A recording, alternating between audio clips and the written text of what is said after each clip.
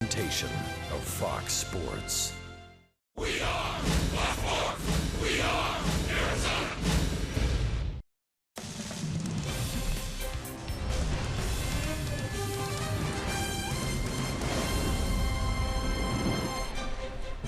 It's back to work at Chase Field. Only 24 games to go. Looking for a much-needed win over San Diego. Diamondbacks only a game and a half off the division lead held by Colorado, right on the Dodgers' heels after LA's loss last night. We need a win. Join us for the D-backs and the Padres on Fox Sports Arizona. Good evening from Chase Field. Welcome to the broadcast. Steve Berthiaume, Bob Brenly along the way. D-backs trying to snap this 4-game losing streak. And tonight they'll hand the baseball to the last pitcher who started the game that they won, Robbie Ray. Bob, that was last week in Los Angeles, and it was likely his best start all year. Yeah, hopefully a return to form for Robbie Ray. He was outstanding against the Dodgers. Pitched very aggressively in the strike zone for 5 1/3. Gave up only 1 run on a solo homer by Manny Machado.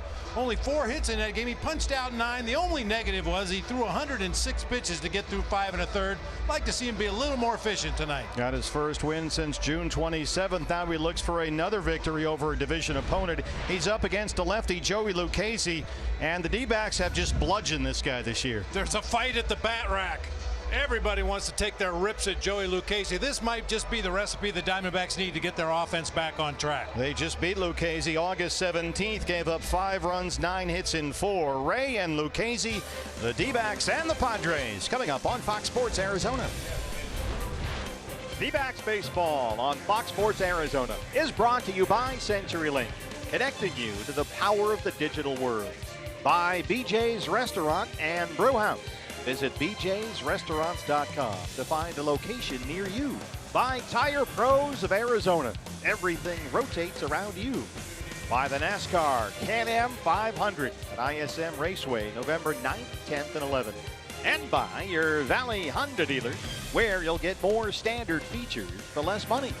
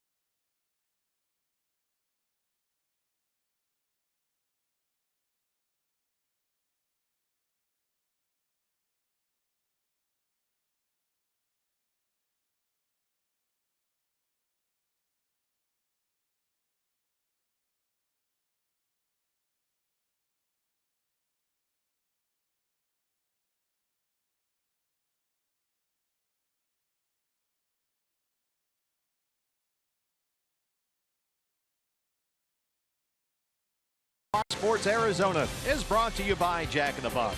This season, D-backs home runs score free jumbo jacks only at Jack in the Box. By Chaz Roberts Air Conditioning and Plumbing. Choose Chaz. By One AZ Credit Union. Let's bank together. And by Gila River Hotels and Casinos. The card by Gila River Casinos earns you rewards 10 times faster than ever before. Sign up for the card today. Rockies and Giants already underway. They're tied at 1 in Denver. Dodgers and Mets getting set to start in LA. Here it's Robbie Ray and the D-backs against the San Diego Padres. And the first pitch is coming up next on Fox Sports Arizona.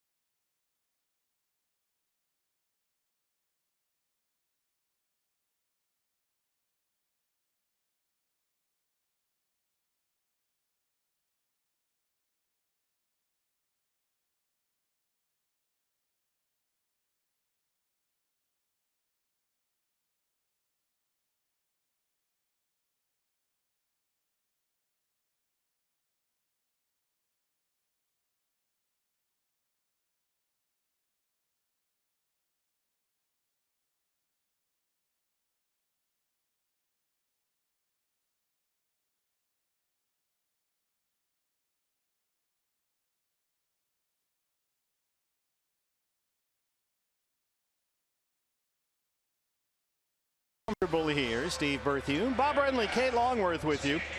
It's the D-backs who have had exactly 2 runs on 5 hits in each of their last 4 games, all losses. In fact, they've dropped 8 of their last 11. Time for Goldie in the game to get it going here. They've scored just 25 runs in their last 11 games, and they're up against the San Diego Padres, who come in tonight 30 games under 500 on the year.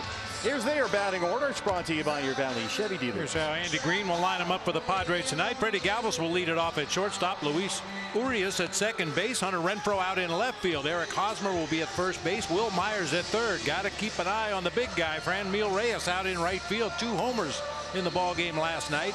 Austin Hedges doing the catching. Manuel Margot out in center field, and lefty Joey Lucchesi on the mound.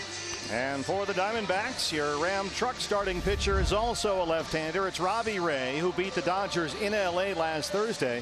His first win in 2 months, and almost certainly his most impressive outing of the year. No question about it. Real good rhythm on the mound. Was throwing strikes, attacking the strike zone. Just put the Dodger hitters on the defensive right away in that ball game.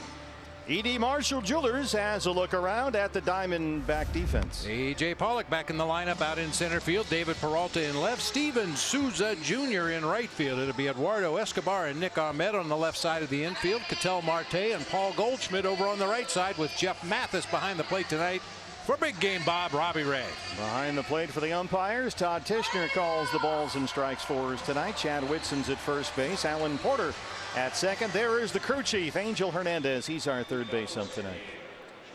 Freddie Galvis will lead it off. D-backs are 10-5 against San Diego this year, but only 4-4 versus the Padres here at Chase Field. Time to get that turned around. It's San Diego's final game here this year. Galvis, the shortstop, at 237 and 11 home runs. Rockies and Giants are tied up 1-1. They're in the fourth at Coors Field. The Mets and Dodgers set to get underway in LA. That's Jason Vargas against Rich Hill. There's the strike. And we're underway in downtown Phoenix.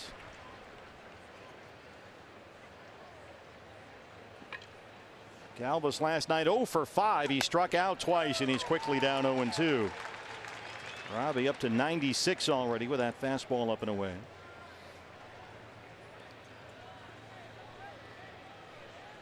No shift on for the switch hitter. Although AJ shaded over toward the pool in right center field just a bit. Another fastball. Robbie has come out firing hard fastballs. On the attack right from the get-go.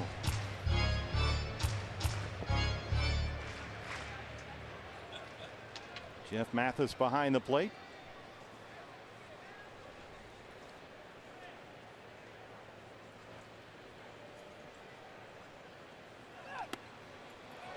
Oh, pretty good fastball right there. Another one at 96, little low for Todd Tishner.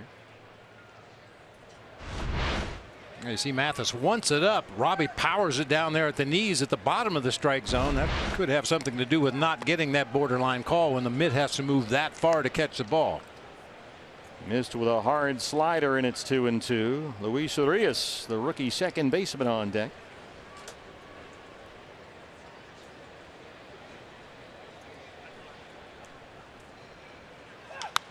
Elvis reaches down there and spoils another fastball at 96.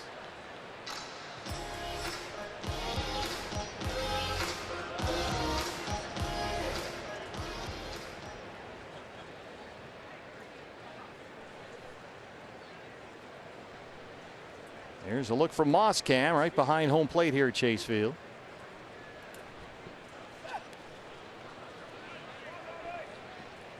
Tried the curveball that time, and Galvis has hung in there to work at full 3-2. So right out of the gate, a full count for Robbie Ray. Trying to keep that pitch count under control, get more efficient out there.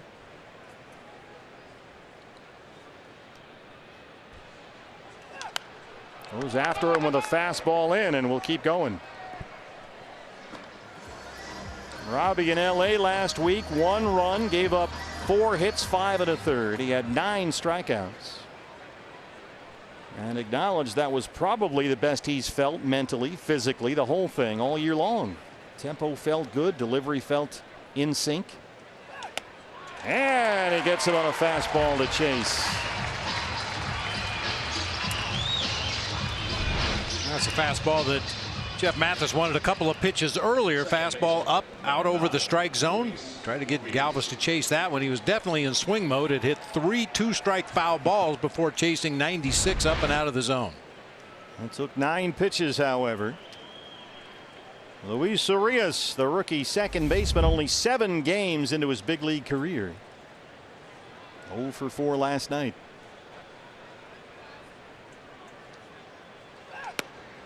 .97 right there, 0-1.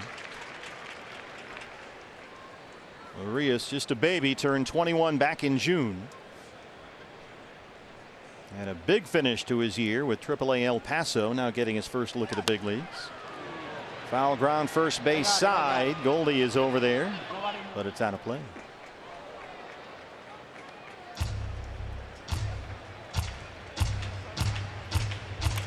Urias is part of what Eric Hosmer's agent referred to this spring as a Padres volcanic system of hot talent lava. Wow. That's from Scott Boras. Hot talent lava with the hashtag and the whole thing. Right there, ring him up and sit him down. Robbie with a good, hard, aggressive fastball so far to start. Great velocity in the early going, 96, 97 with that fastball. Even as good as he was last time out against the Dodgers, we saw that velocity start to dip down when he got into the 6th inning, gave up the home run to Manny Machado, and that's when Torey Lovullo pulled the plug on him. But just a slight decrease in velocity as he got deeper into the ball game. Hunter Renfroe, got to be careful here. 19 home runs. You think that's because it takes Robbie 100 pitches usually to get to 5 innings, let alone through 5 innings. Yeah, I don't think it's so much the effort that he puts in on each individual pitch. It's the fact that he has to throw so doggone many of them.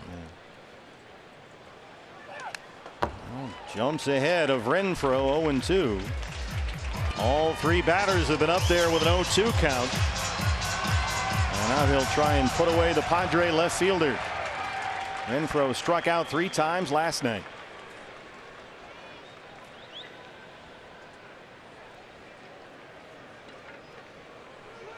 Got him. Went to the curveball. Robbie Ray strikes out the side to get us started.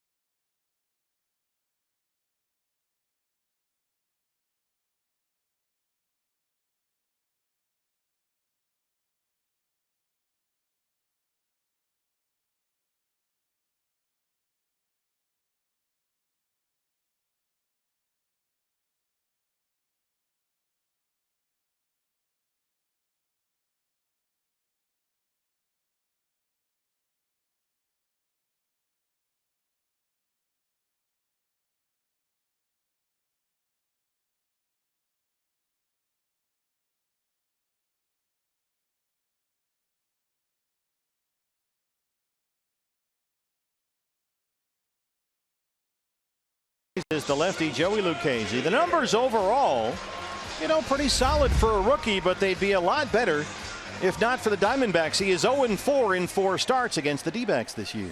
And hopefully he won't figure it out until he leaves here after this ball game today. The Diamondbacks have lit him up every time they faced him this year. Well, hopefully the 5th time is not the charm for Lucchesi. Steven Souza Jr. at 246 and 4 homers leads it off. Hitting .316 from the leadoff spot.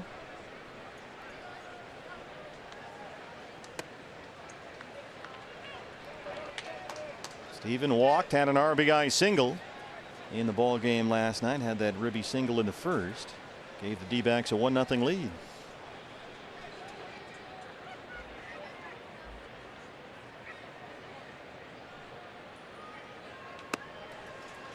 Lucchesi's a little wild here to start us off. That sinker misses big time, and it's 2-0. We've talked a lot about Joey Lucchesi this year. We've seen him so often. He's got that 2-seam fastball and that curve, the combination change-up curveball that he throws from that sort of Clayton Kershaw-like delivery. Only his is a lot more complicated than Kershaw's. It kind of unfolds section by section. AJ in the 2-hole tonight on deck. 3-0 to Souza.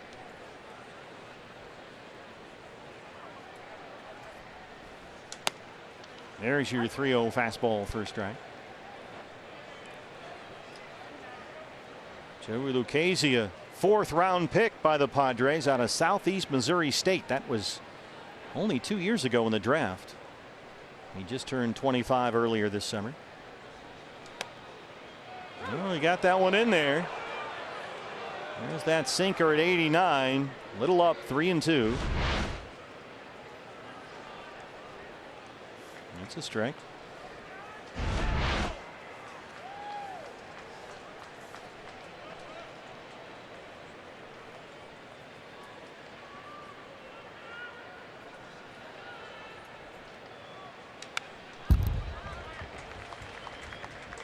I thought it was interesting listening to Alex Avila on the pregame show, and then Gracie following it up with the point about don't miss mistakes. Major league pitchers, if they're on top of their game, they're going to be on the corners, they're going to be at the knees, around the edges. We see it with Zach Greinke, we see it with Patrick Corbin, we see it with all the good pitchers in the game. You have to be ready to hit that mistake if they happen to make one. Yes, he went. Chad Whitson down there rings up Souza.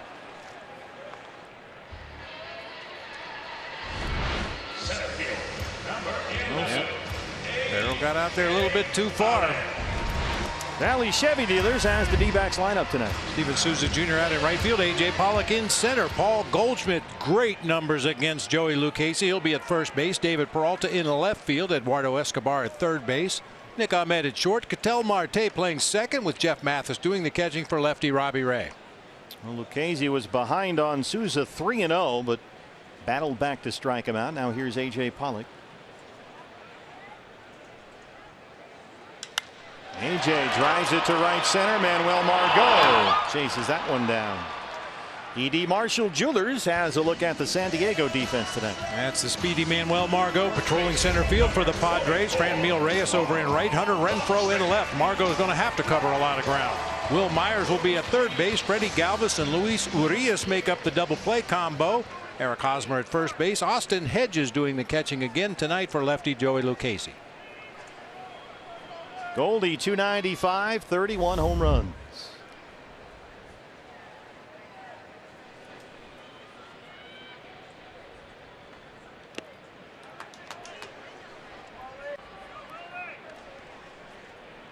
You mentioned the numbers, Bob. Goldie against Joey Lucchesi, 7 for 9 with 2 homers. Yeah, he has the pink slip on Joey Lucchesi. He owns him. Owns.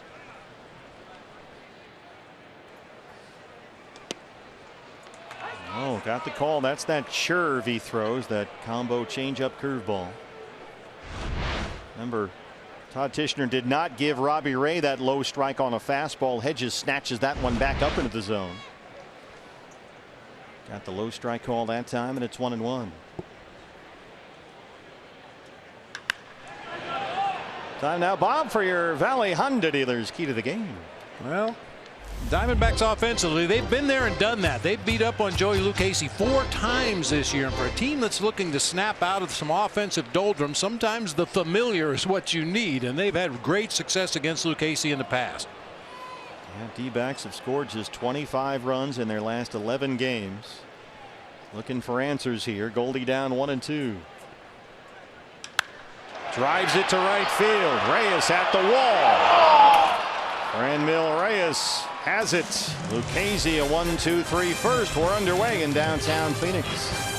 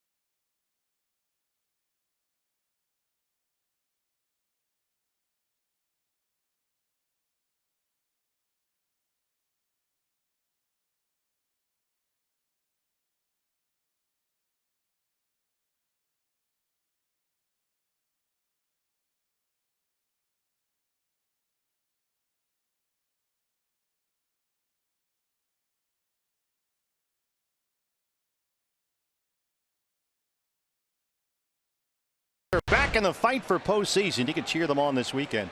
It's 4 games against the Atlanta Braves right here at Chase Field. It's a series you don't want to miss. Every game counts.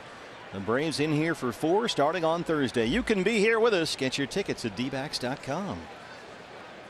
Braves having a tough time with the battle in Bo Sox. Red Sox lead in Atlanta right now 5-1. They're in the 7th. Hosmer leads off the 2nd after Robbie Ray struck out the side 1-2-3 in the 1st.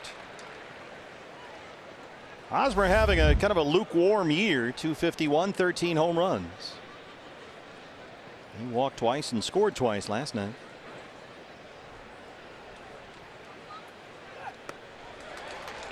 Good hard slider, and it's 0-2. Hosmer this year has not hit lefties. 202 against left-handers.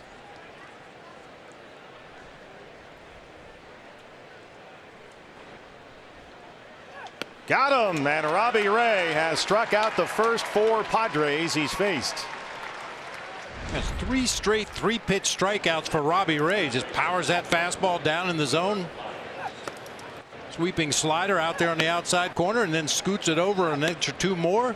I mean, Robbie just dealing out there on that outside part of the plate. Attack. He's down there grunting and doing his whole thing.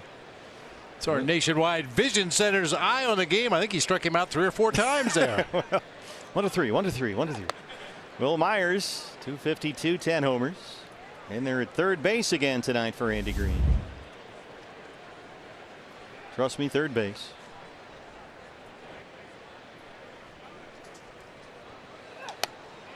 There's that fastball up and away at 97. I think what was most impressive, Bob, for us in watching Robbie last week in LA was just the way he carried himself on the mound. The tempo, the tone and tenor, the body language. He kind of settled into attack mode about halfway through that start. And he's been on the attack from the get-go here so far. Kind of the same persona he carried all last season.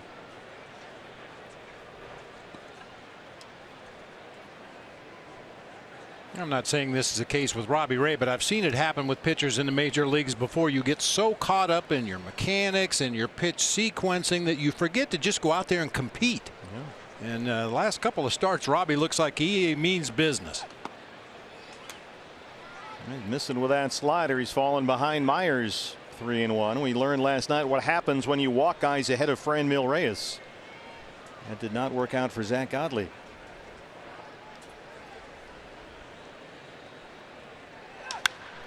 Myers drives one to right center. Souza's there. Go down to Kate. Well, guys, you know, you're talking about Robbie's last outing, probably one of his best starts, if not the best of the season. And Torrey said that a few days before Robbie took the mound in LA, he said, something just changed. In my bullpen sessions and working out, something's clicked. You just watch. You are going to see what I'm talking about when I take the mound. And of course, he delivered on that. And Torrey just said, you know, when Robbie has that command down, it can be something special. So I don't know if I want to say anymore. I do believe in the baseball curses, but you know, let's see what unfolds here. Don't jinx us. Thank you, Kate. Here's the dangerous Franmil Reyes, the rookie who homered twice and drove in 4 runs last night. His first career multi-homer game, now with 15 on the year. Boy, that first one that he hit, Zach Godley got a wicked sinker in on Reyes's hands, and somehow he drove it out into the pool area. Yeah, that was very impressive. A pitch that you would have expected him to roll over and hit a foul ground ball down the third baseline. Somehow he stayed inside it and drove it into the pool area. Robbie's been 0-2 on 5 of the first 6 so far. Tried to backdoor that curveball, just missed away. Reyes comes in here with a 9-game hitting streak. He's hit 6 home runs during that 9-game streak.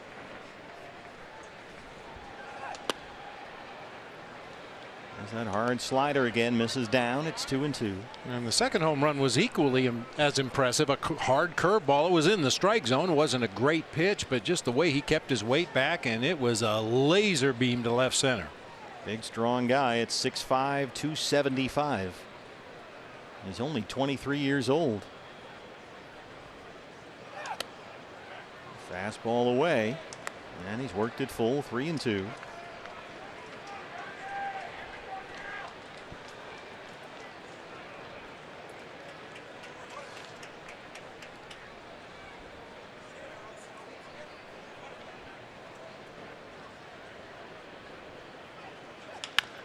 There's a tapper that gets by the mound. Nick Ahmed is there. 6 up, 6 down for Robbie Ray at Chase Field.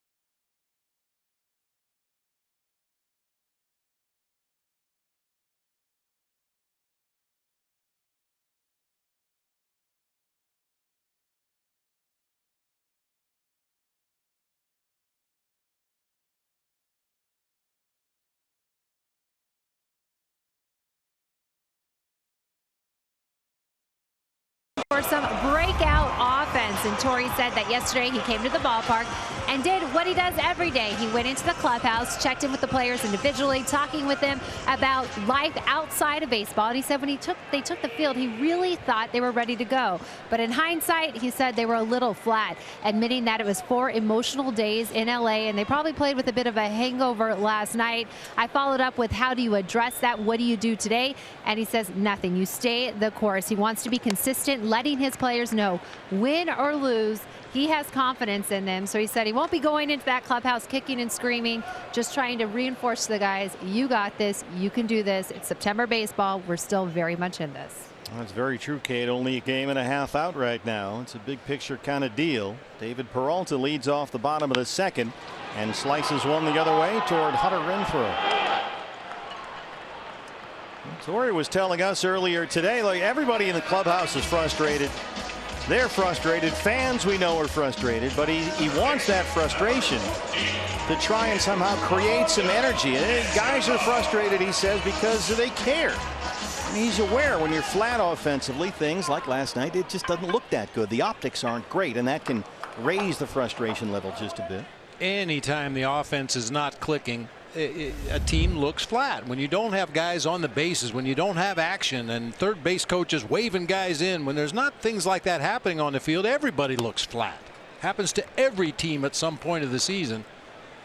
The Diamondbacks need to find a way to snap out of it quickly, though.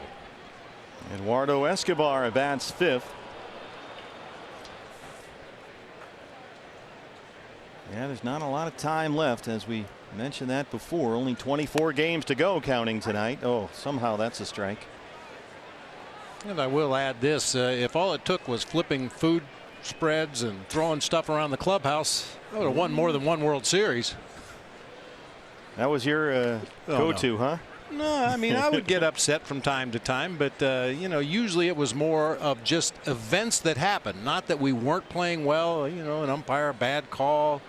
Geez, a cheap home run at Yankee Stadium that scraped the back of the right field fence. Derek Jeter. At least you're over it. That's what matters.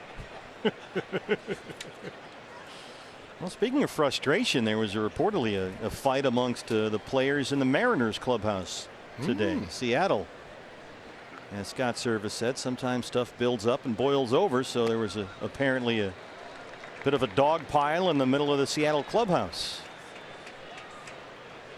Things getting frustrated for the Mariners as well. So it was pretty much like every day for the early 70s A's, huh? That's something, huh? But when you win 3 World Series in a row, it's all good at the end. There's that curve Lucchese throws. And it's full on Escobar, 3-2.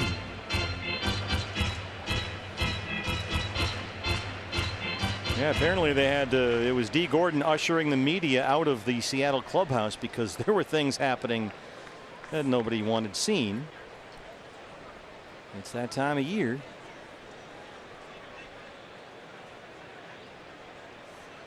Look out. There's a one-out walk. The day after every D-backs win, get 50% off all pizzas at regular menu price using promo code DBACKS50 at papajohns.com.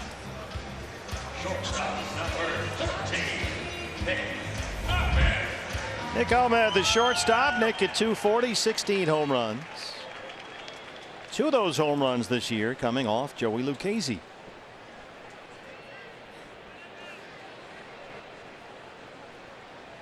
Goldie's not the only one with good numbers against this rookie. Nick is 4 for 9 against Lucchese this year.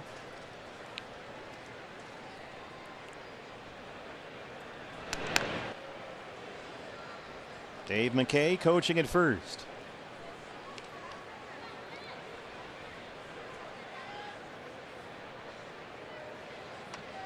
Giants and Rockies still tied up in Colorado 1-1. They're in the 6th. Mets and Dodgers getting underway soon in LA. Check swing foul. Like we said, Nick is well, everybody's seen plenty of Lucchese this year, and Nick has taken advantage. Yeah, big slow curve that stayed in the strike zone that time. He banged it into the D-backs bullpen. This was a long home run to left center field at Petco Park. Oh, that's not the one I thought it was, but still got out of the ballpark for Nick. Somebody hit a long one to left center in that series. So many we've lost track. How about this one to center? Margot on the run, and won't get there. Escobar will stop at third. He's going to run through the sign. Here's the throw, and it's 1-0 Diamondbacks. Tony Parashika put on the brakes down there, and Escobar kept on coming.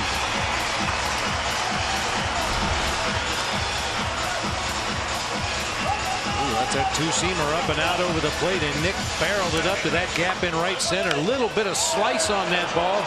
Kept working away from Manuel Margot until eventually it's off the warning track, up off the batter's eye. Escobar motoring all the way around, scores from first base.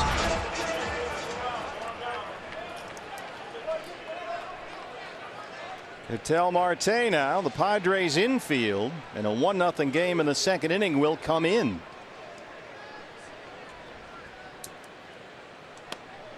Fastball's a strike. Marte 248, 10 home runs.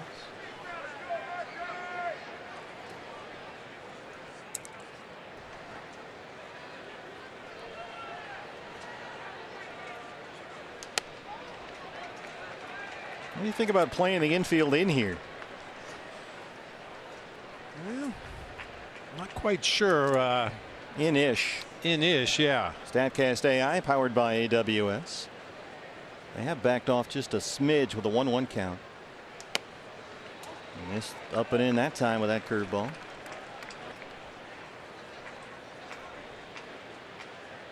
We talked about playing the infield in. Don Baylor, when he was managing the Colorado Rockies, used to play his infield in the first inning, and we could never figure out why. But Groove used to say, you never know which run's going to count the most in this ballpark. So he used to try to cut off runs early in a ball game at Coors Field, which really seems counterintuitive in a ballpark where every score is 15-14. Well, it seems to be the way Andy Green is going here, and Lucchese's fallen behind 3-1 with Jeff Mathis, the on-deck hitter.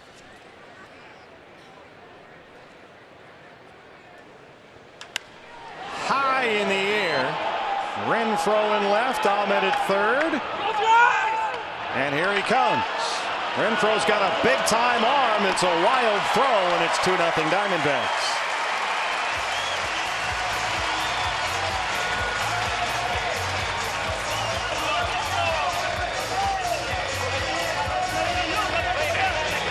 Well, good start so far. Now it's time for Lowe's. Whole team together trying to get this offense going, and they may be up against the right guy. Perfect 4-0 against Joey Lucchese this year. 9 extra base hits. OPS 975. Last time they faced him on August 17th at San Diego, they got 2 in the first, 2 in the second, and 1 more in the fourth that chased him out of the game. Mathis to right center. Margot, it's off the glove.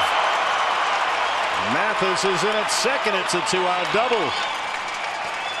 Boy, Manuel Margot, full Superman layout out there, and he almost made the catch. Well, I didn't think there was any way he could catch up to this ball. Another fastball up and out over the plate, and Mathis barrels it up to that gap in right center. Once again, slicing away from Margot. Just his last 2 or 3 steps, he really made up a lot of ground. There's that Superman lead just off the fingertips of the glove. Nice effort. Hang with him. D-backs with a 2-out double to get Robbie Ray up there. They'll at least clear the pitcher spot. All this with a 1-out. Walk, triple, sac fly, double.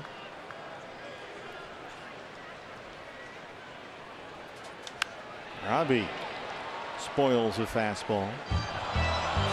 Robbie's got a couple of RBIs this year, 3 hits on the season.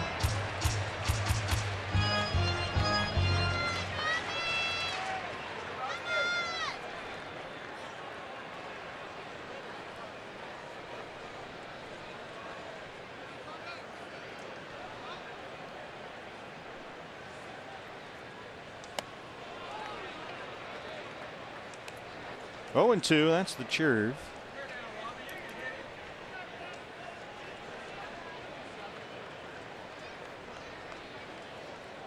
Mets and Dodgers now underway in Los Angeles. Jason Vargas for New York and Rich Hill for the Dodgers.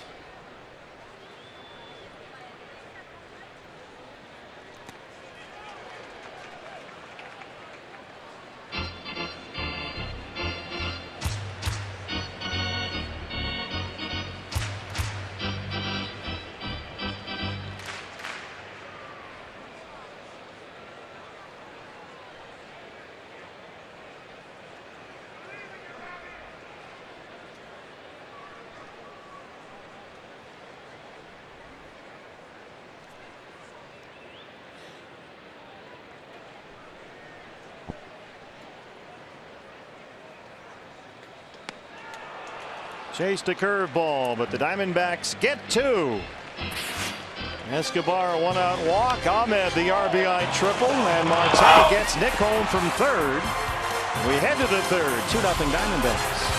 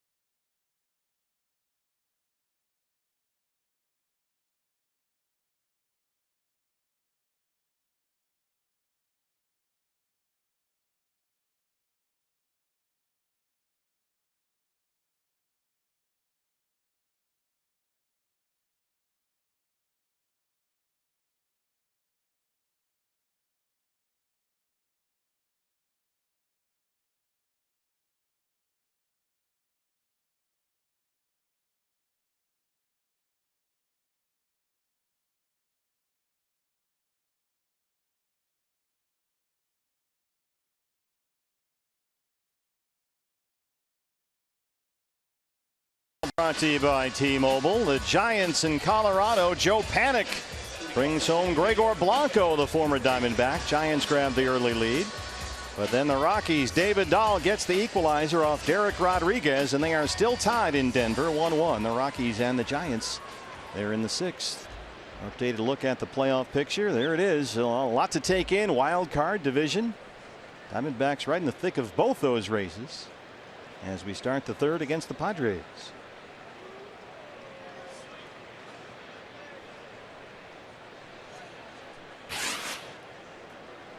Austin Hedges, the catcher, leads off the San Diego 3rd. Hedges hitting .239, 11 home runs. He had a 2-run single in the 8th inning that really put the game away. That off Matt Cook last night.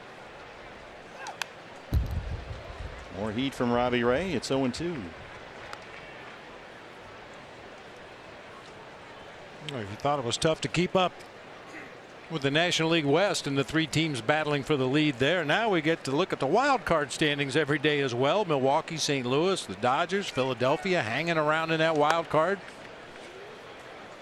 You got to keep your eye on the Cardinals, on the Brewers, as you mentioned, the Phillies. 6-0-2 count so far for Robbie Ray. It's 1 ball and 2 strikes on Hedges with Margot on deck. Here's Chris Stewart, the newest D-back catcher. And there's another strikeout for Robbie Ray. That's his 5th.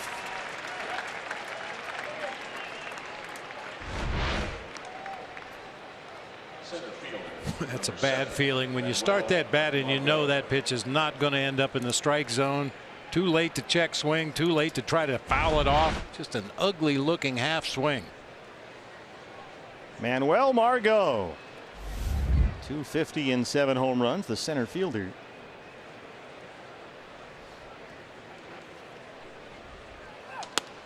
Boy, that fastball at 95 just dots the corner low and away.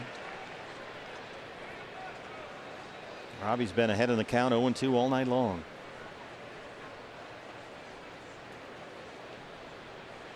One more time.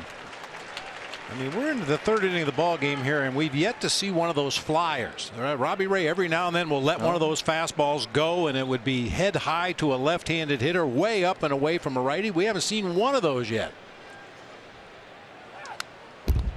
Fastball fouled straight back. That's a good sign. Yeah.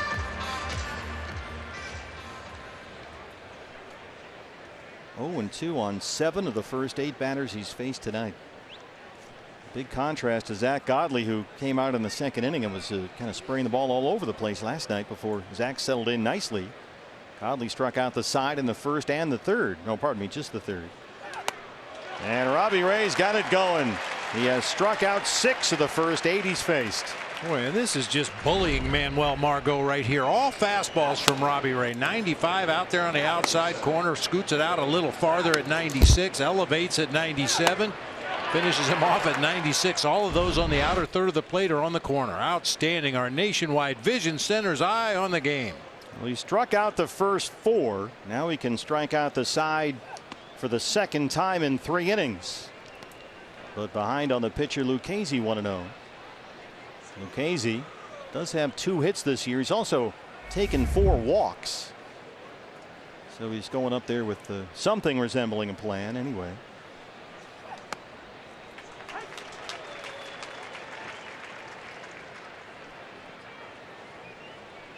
Robbie's had 3 3-pitch strikeouts, 2 4-pitch strikeouts, and 1 9-pitch strikeout. That was Galvis to lead it off. Well, he's feeling it now. This is the tempo, the pace, the rhythm to which we referred earlier. When Robbie's feeling it and he gets in attack mode, it's just rise and fire. Here it is, hit it. Bounced a slider up there, 2-2. But when he's in that mode, that's a really good sign. You know that he's feeling good. And that's when he gets really aggressive and on the attack. On the other side of the coin is offensively, when the Diamondbacks sense an opposing pitcher's falling into one of those rhythms, you got to do everything you can to throw him off. Step out of the batter's box. Nick Ahmed at shortstop. Robbie Ray has retired the first 9 he's faced. It's 2-0 Diamondbacks.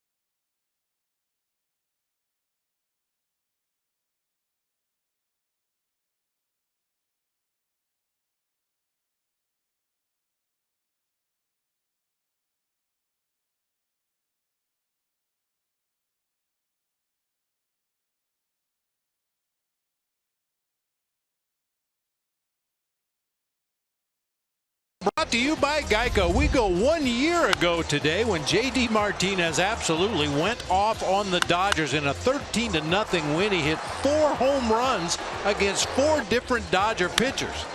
And 4 consecutive plate appearances, too. Only the 18th player in Major League history to do that. It was the second time that it was done last year, however. Scooter Gennett back on June 6th did it for the Cincinnati Reds, but J.D. Martinez, the offensive highlight of the season last year, was on this day. Well, D-back fans have seen a little bit of offense so far. They lead it 2-0 as we are set for the top of the third, and coincidentally, not ironically, it's this year's number 28 who leads it off. You know, kind of lost in the shuffle that day was Robbie Ray. Pitched a gem against the Dodgers, running his record to 12-5. He went 7 2/3. He gave up only 3 hits. J.D. Martinez hit 4 home runs. Robbie, that was Robbie's. He had a big strikeout total. 14 punch-outs. Yep. That was a fun night. Well, Souza struck out to lead it off. Back in the leadoff spot tonight. He starts us off in the third. One other thing notable about that game last year at Dodger Stadium, no Paul Goldschmidt. He was not in the starting lineup, but Adam Rosales had 2 hits, including a home run, playing first base in that game. That's where Goldie had, it was an elbow, wasn't it? He missed about 5 games, 5-6 games. Lucchesi quickly ahead of Souza 0-2.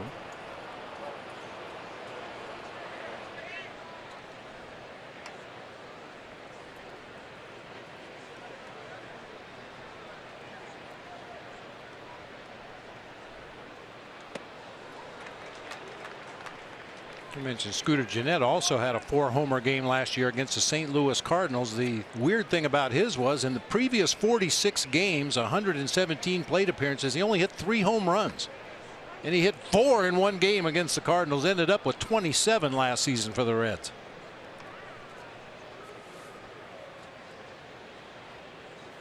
One and two. Souza belts one deep left center field. Boy, Manny Margot can go get him. He can cover a tremendous amount of ground in center. Deepest part of the ballpark right there.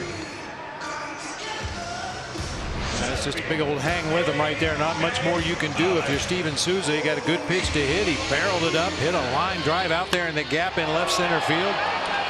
I'm sure he was expecting at least extra bases, if not a home run, but Manuel Margot runs it down. Joey Lucchesi takes a deep breath. Here's AJ. AJ lined out to Margot in center his first time. Jumped on the first pitch.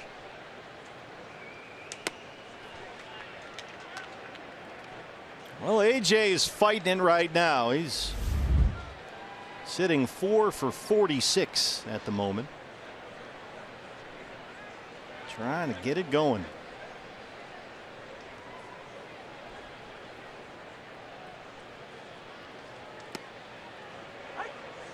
Haven't quite seen AJ play with that same energy level, that edge that he usually has. It's been a little dulled after a tough month of August.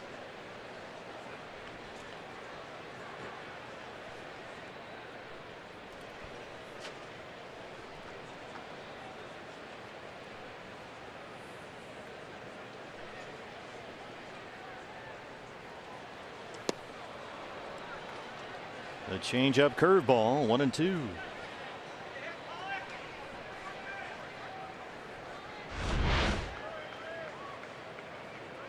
He holds it like a changeup, but throws it like a curveball. It's a bit of a trick pitch for Joey Lucchesi, but the Diamondbacks have certainly seen it plenty by now.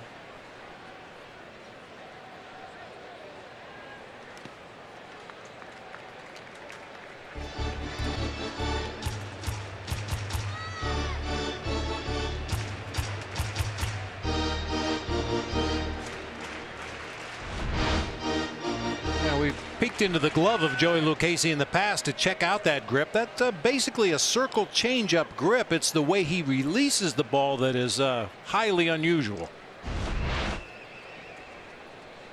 2-2 on AJ Pollock. Got him. Went back to that curve.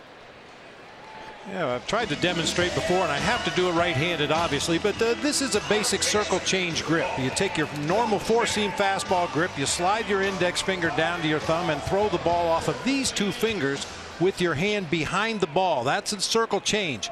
Joey Lucchesi uses that same grip, but he releases the ball with his heel forward, the heel of his hand forward, and pulls down and somehow gets that curveball rotation. It's a very odd pitch.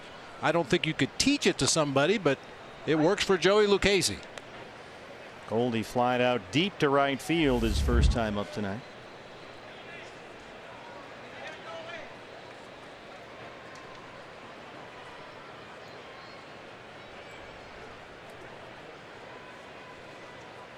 And you get different, that was it right there. You get different opinions on what the pitch actually is. Austin Hedges, who's back there right now, says it acts like a slider. Others say it looks more like a curveball. Everybody has a different opinion on what the pitch exactly does. Even a couple of statistical websites that chart every pitch thrown in the major leagues aren't quite sure what's a changeup and what's a curveball and what's a slider when Joey Lucchesi's on the mound. He broke the internet. He's got 4 strikeouts, but the D-backs have a 2-0 lead.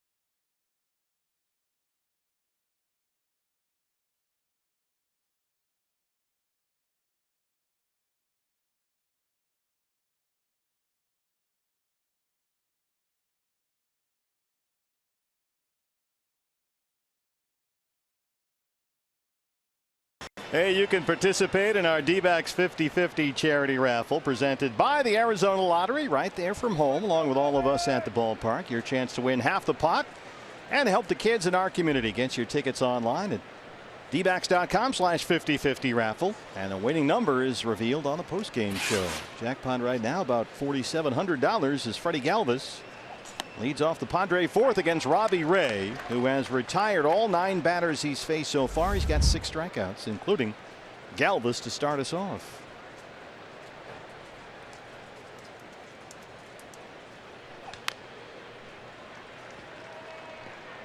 Hey, partner, before we get much deeper in the ballgame, want to send out best wishes to Tom Kioski. If you've been to a sporting event in the Valley of the Sun, you've seen Tom Kioski, one of the best camera guys in the business. Everybody here at the ballpark is thinking of you, and we'll be here for you in your battle against cancer, Tom. Robbie Ray, 10 up, 10 down. He's already punched out 7. That one was for Tom. Boy, just feeling that fastball tonight, driving it down to the bottom of the zone, elevating up there above the belt when he wants to. That's always a good sign. When you command that fastball, it makes everything else in your arsenal that much better. That's why Torey Lovullo always says, and Mike Butcher as well, the key with Robbie starts with that fastball command. The rookie Luis Urias gets that curveball in there for a strike.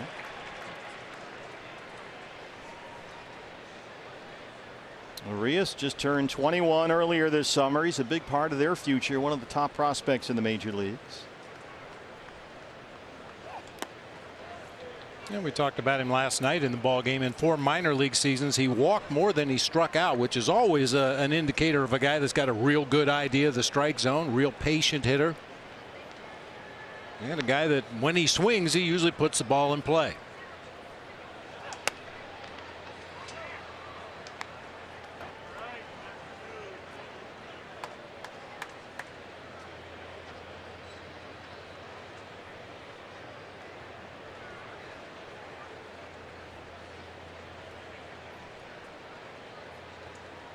A little self-monitoring out there by Robbie Ray.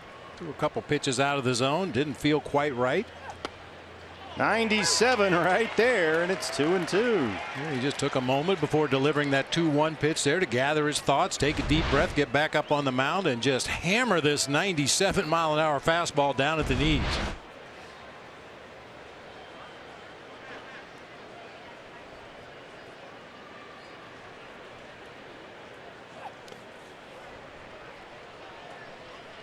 Runs it full on Urias, 3-2 with Hunter Renfroe on deck.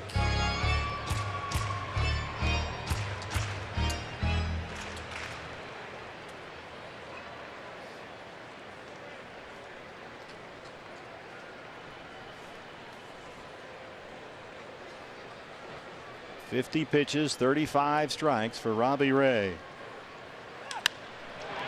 Urias drills it to left center field. AJ's got it!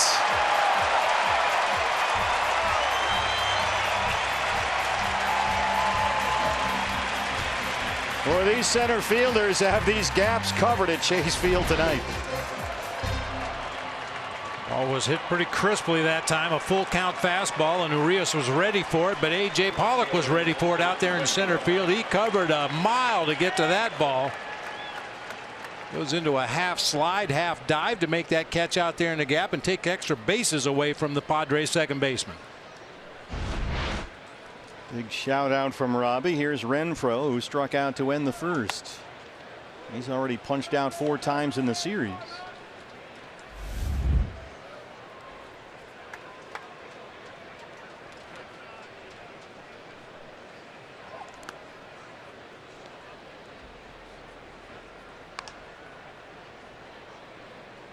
Renfroe comes in riding an 11-game hitting streak. That's a career high. He singled in the 8th inning last night to keep his streak alive.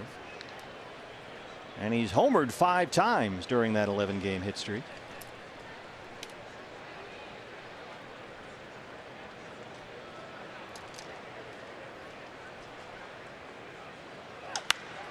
High in the air to center. Pollock camped out underneath. Robbie Ray perfect through 4. A.J. Pollock has got this one covered. It's 2-0 D-backs.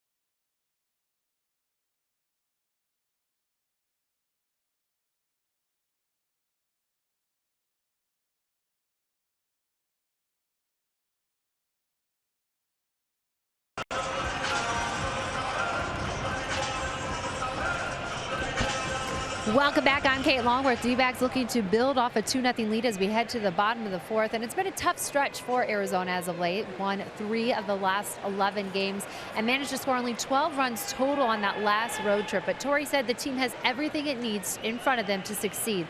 They just need to draw upon their experience. He went on further to say they need to show patience at the plate. Wait for that right pitch. Trust your guts. Trust your instinct. And he reinforced this with a little saying. He said, right now, we're in the sand trap. And as long as the guys are reaching for the sand wedge to get out and not the driver, not trying to do too much, things are going to be okay. Oh, Lucchesi reaches down and takes that one away from David Peralta to start the fourth.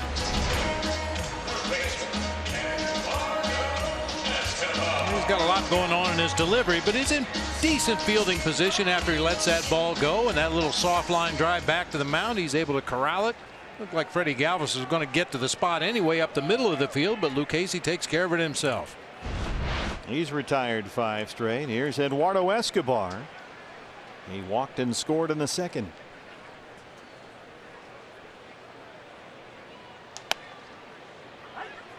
D-backs got an RBI triple from Nick Ahmed in that second inning, and then he came home on a Ketel Marte sacrifice fly RBI.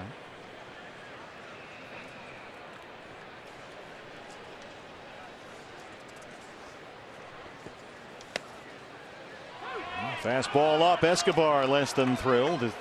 Todd Tishner, it's 0-2.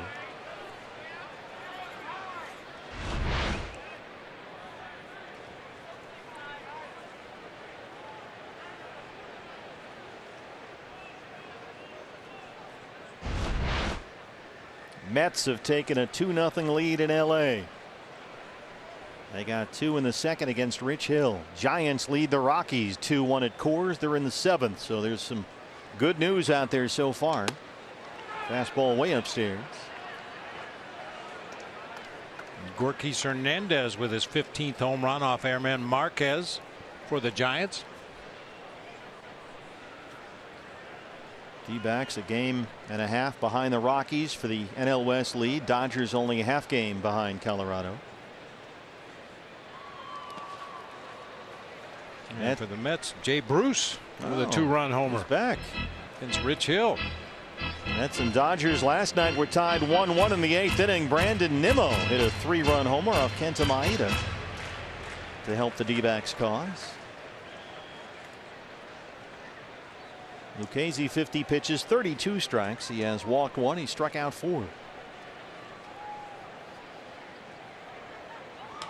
Right to Myers at third, 2 outs. Get your tickets now. We got some big games coming up, fans. The final homestand of the regular season. D-backs and Cubs in the middle of this month. The Rockies are in September 21st through the 23rd. And finally, the Dodgers come in here for 3 huge games. These are all critical games in the home stretch of September. Don't miss any of them. Get your tickets at dbacks.com. This place should be rocking later this month. Nick Ahmed had that RBI triple and scored in the second.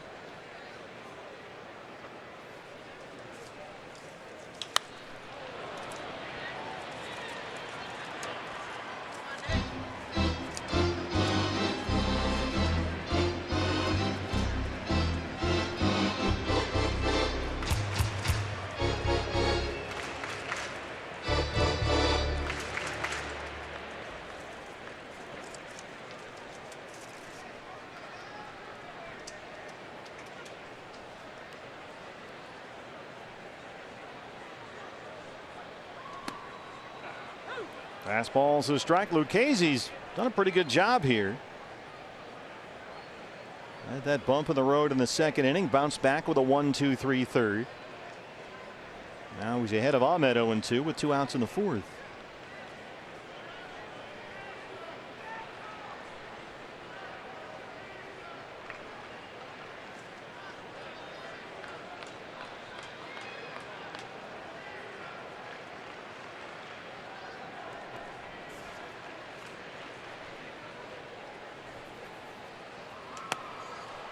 Nick chases a fastball away. Lucchesi set down 7 straight, but the D-backs have a 2-0 lead.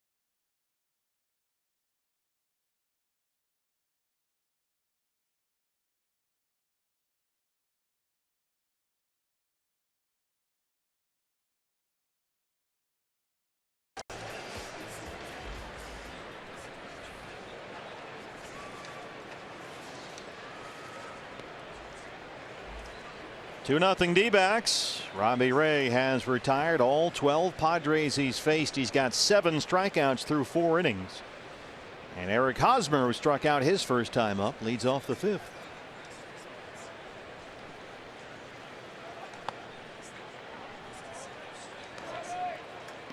Hosmer was hitting the ball pretty well in the middle of last month, but he has got real quiet lately. Hitting about $150 in his last 12 games. Did not have a hit last night, although he walked twice.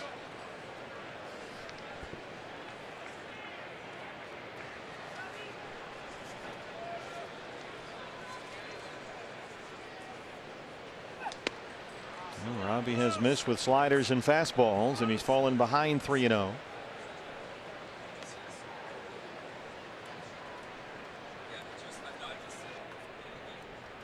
Will Myers on deck, then Franmil Reyes. 4, 5, and 6 due up in the Padre 5th. Robbie has struck out 7. He's not walked a batter.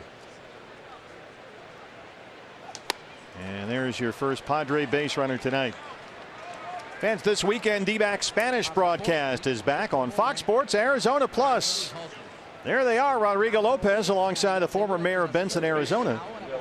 Coverage in Spanish begins Friday, 6:30. It's brought to you by your Valley Honda dealers and streaming live on Fox Sports Go. You can find the Plus channel listings at foxsportsarizona.com.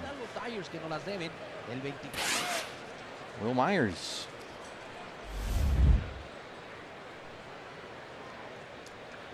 Well, for a former mayor, he gets around a lot.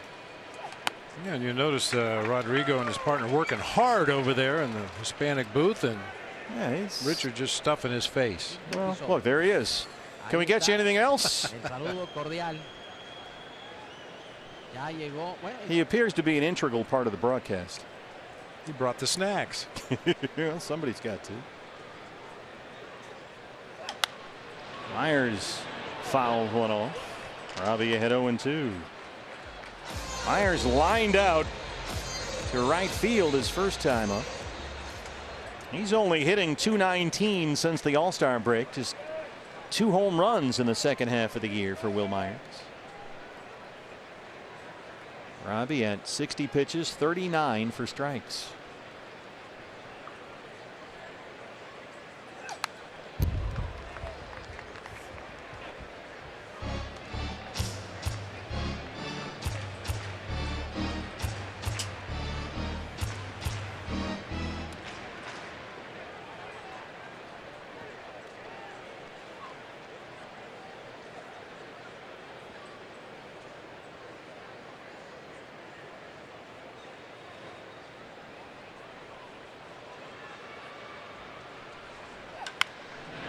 Foul at third, just in front of Glenn Hoffman down there.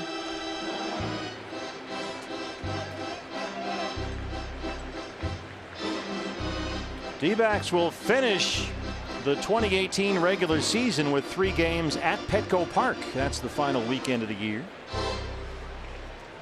This could be 3 very critical games the way things are going in the National League West. That's September 28th, 29th, and 30th. 0-2 on Myers.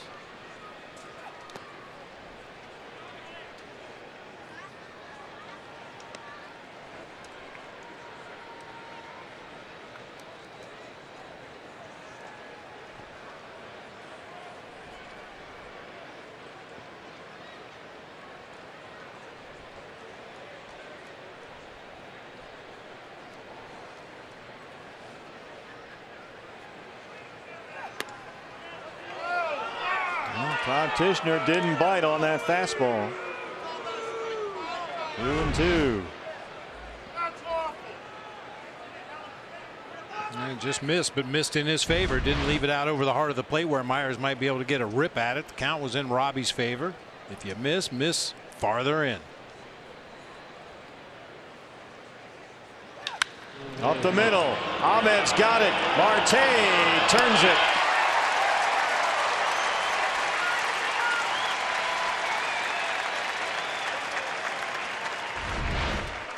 One of the things you need to turn a double play is a hard hit ball close to one of your defenders, and that's just what the doctor ordered. Hard two hopper to Nick's left, leads him right to the bag. Little underhand toss to Marte.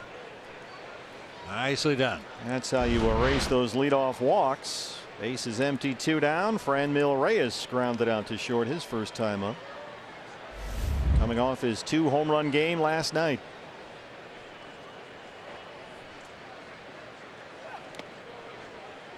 Robbie tumbled off the mound. We saw him do that near the end of his outing last week at Dodger Stadium. It was right before the home run he gave up to Manny Machado that chased him out of the ball game. He kind of stumbled off the mound just like we saw right there. Took a minute or two to regroup, and next batter he faced hit the next pitch for a home run. Well, considering that Reyes homered twice last night, that's not a great omen.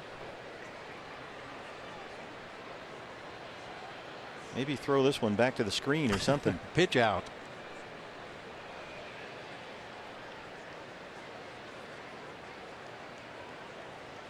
Robbie trying to reset. He's got that whole thing he does with the deep breaths, and then there's the lip thing. Watch his lips here. There it is.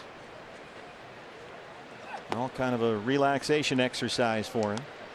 2-0.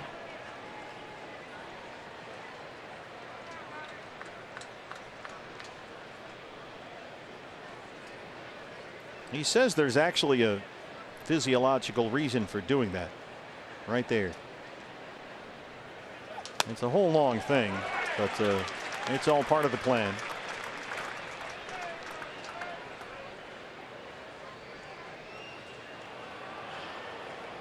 The deep breath before the plunge. Got the corner with a fastball, and it's 2-2.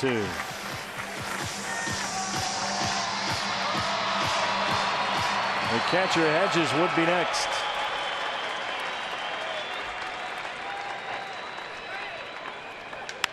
This is belted to left. Peralta won't get there. The first Padres hit. Really good. A Reyes 2-out single in the 5th.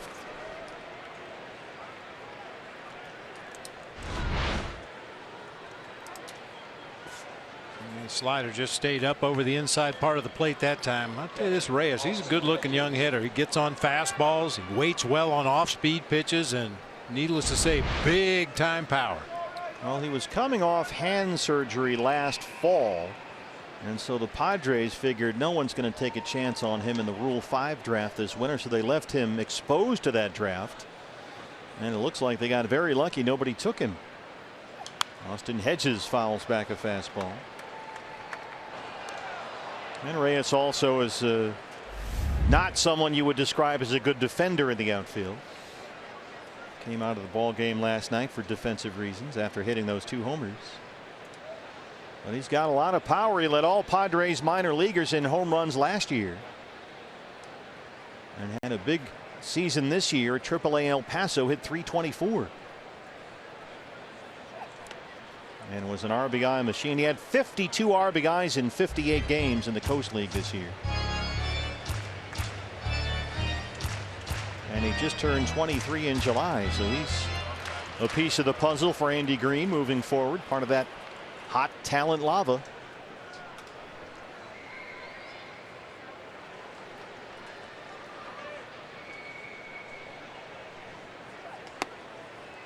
There's the breaking ball, misses down and away. 2-1 on Hedges. Hedges a strikeout victim his first time. Robbie so far has punched out 7 and walked only 1. Mets have taken a 4-0 lead at Dodger Stadium on Rich Hill. They're in the 3rd. Rockies trail at home against the Giants 2-1. They're in the 7th. Fastball misses now, and it's 3-1 with Manuel Margot on deck.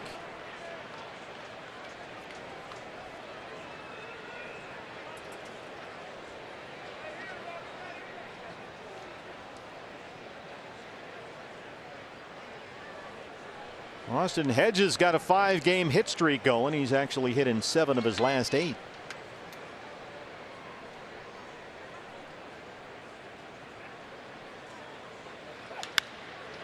On a bullet right to Ahmed. They go the short way for the force on Reyes.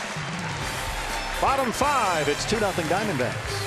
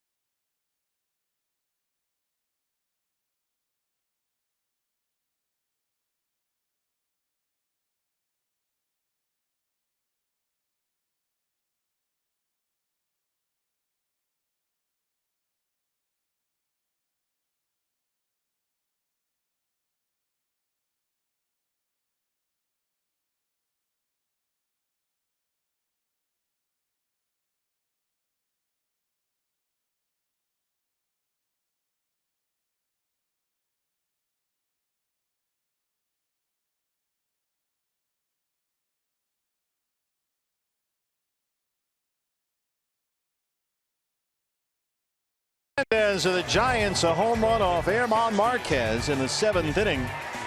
And San Francisco had a 2-1 lead, but hold the phone. Here comes Ryan McMahon. And the Giants and Rockies are tied at 2. They're in the 7th in Colorado. The Mets have a 4-0 lead at Dodger Stadium. They're in the 3rd. Ketel Marte leads off the bottom of the 5th here at Chase Field.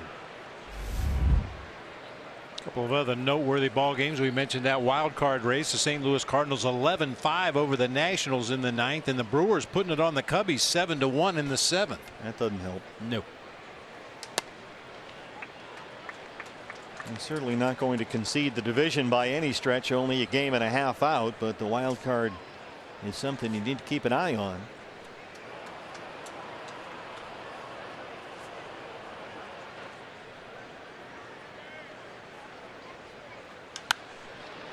That's out of play. Marte drove in a run in the 2nd inning. A deep fly ball to left. Brought in Nick Ahmed from 3rd with a 2nd D-back run. That's after Nick had tripled following an Escobar walk with 1 out.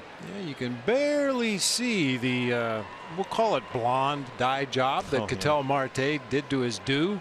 He looked like Billy Idol. He looks a little like the Honey Badger.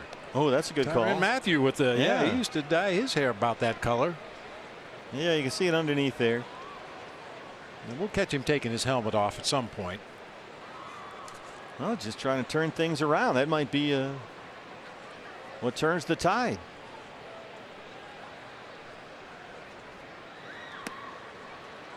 And Churve misses, and it's full 3-2 with Jeff Mathis on deck. I'm sure there are a lot of parents of teenage children out there that have suffered similar indignities. Michael went to a sleepover before a ball game with his travel club back in the day when he was probably 12 years old, and what could happen? Came back the next day with yellow hair. Bounces over the mound. Urias, wild throw, pulls Hosmer off the bag, and Marte's aboard. Urias has been a very good looking defender at second base. Big range. He got to that one. Just there's no way he was going to get to Speedy Marte. It's so tough to make an accurate throw when you're running one direction, throwing back across your body to a target that's actually behind you by the time you get rid of the ball. And a nice play by Hosmer to come off that bag and keep that ball from going into foul territory. Just the 3rd hit for the Diamondbacks. Here's Jeff Mathis, who doubled in the 2nd.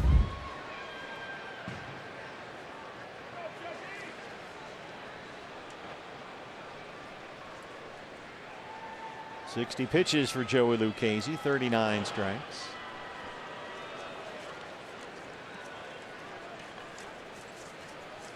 Got a lot of D-backs fans riding in to say hello.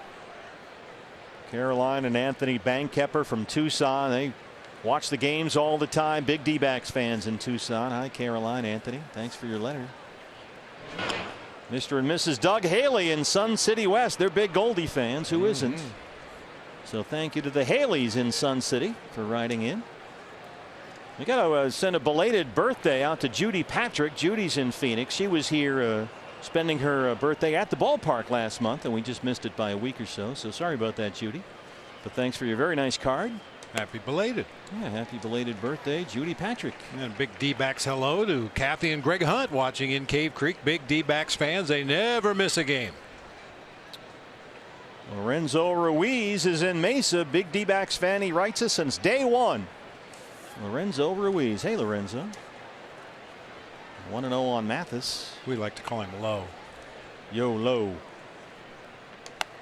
Clay Mills watches all the D-backs games in southern Utah. He's got Fox Sports Arizona on the satellite there. So Clay's a big D-backs fan in Utah. Hey, Clay. And we got a letter from Gary Walden in Prescott, who wrote us, Bob, that he is a big fan of Archie Bell and the Drells. Oh, tighten up. So thanks, Gary, for your letter. I like it, Gary. Atta baby. Casey keeping a close eye on Marte over there. You can download the app Fox Sports Go. Watch all the Diamondback games on your phone or your iPad, whatever you got. Don't need the satellite dish.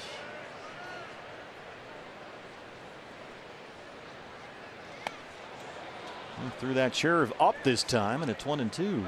Got the pitcher Robbie Ray on deck.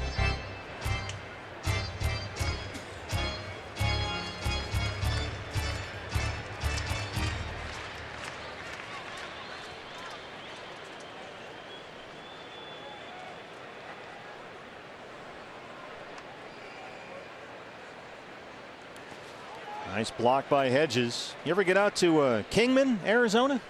Yeah, once in a while. I used to go through there all the time on our way to Las Vegas when Michael was going to school up there. Well, we got a letter from Edna Vance. Edna's from Kingman. She writes, I recently broke my hip.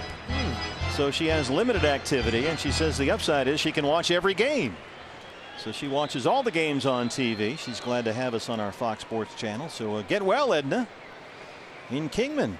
Thanks for your letter. Sorry about the hip. Yeah.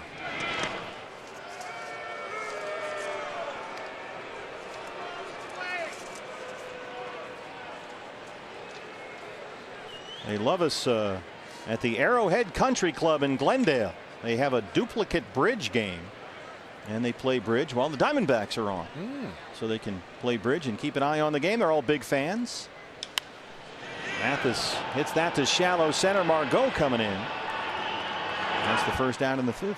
Anytime the D-backs score 5 runs or more, Taco Bell is giving away 3 free crunchy beef tacos with the purchase of a large drink between 4 and 6 the following day at participating locations.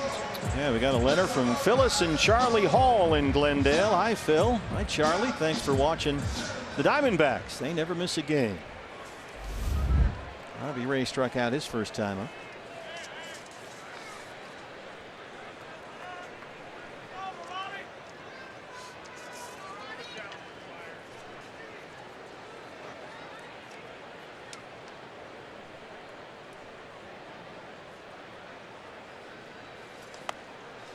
Myers is in at third. Robbie takes ball 1.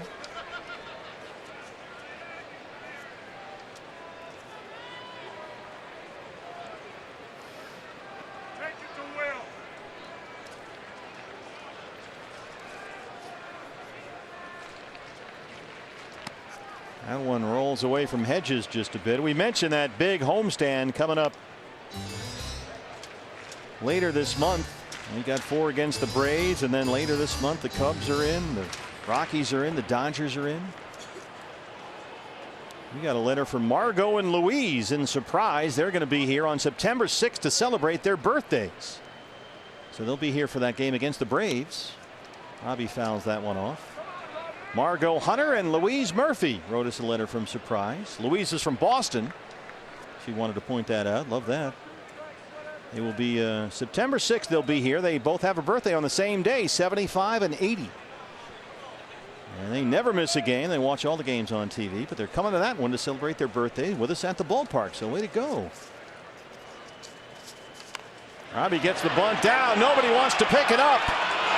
And Lucchesi able to recover as they move Marte along. Hedges stopped. Lucchesi stopped. And it just kind of was hanging there in between them for a while. Yeah, normally you try to keep the ball off of that dirt strip between home plate and the mound here at Chase Field, but Robbie deadened that ball so well, created some confusion between Hedges and Myers and Lucchesi. Eventually Lucchesi picks it up and fires on to first to get Robbie, but that moves Ketel Marte into scoring position with 2 outs. And the batter is the leadoff man, Steven Souza Jr. Steven has struck out and flied out so far. Well, we talked about the need to tack on runs and how the Diamondbacks have fallen into this trend where they score a run or 2 early and then it's kind of got to hold up the rest of the way. You don't want to miss these opportunities to tack on 2-out runs.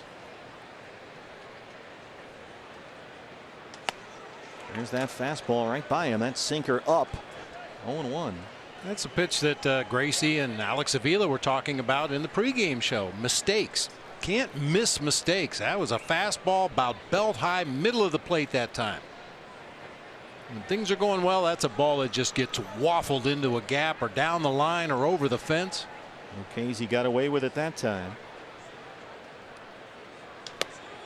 Tried the same pitch but missed away. It's 1-1.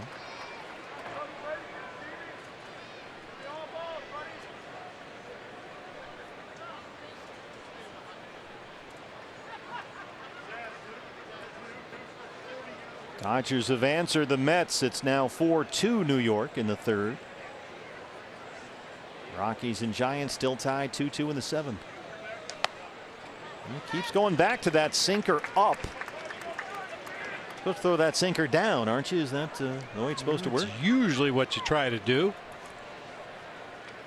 But if your best fastball is a two-seam sinker and you want to throw it up to a guy that chases high fastballs, you really have no alternative. I mean, I guess you could go ahead and cross-seam it, try to throw a four-seamer up in the zone, but if you command the two-seamer, you can throw it at the top of the zone as well. Souza had 2 balls and a strike. Another sinker out there. Now it's 2-2.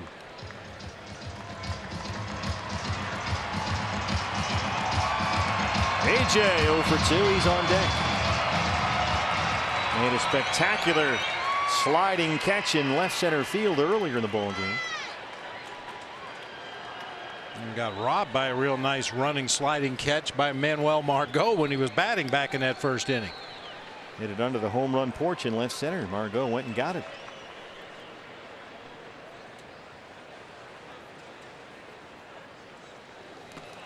He chased the curve, and Souza strikes out. They strand the leadoff single. It's 2-0 Diamondbacks.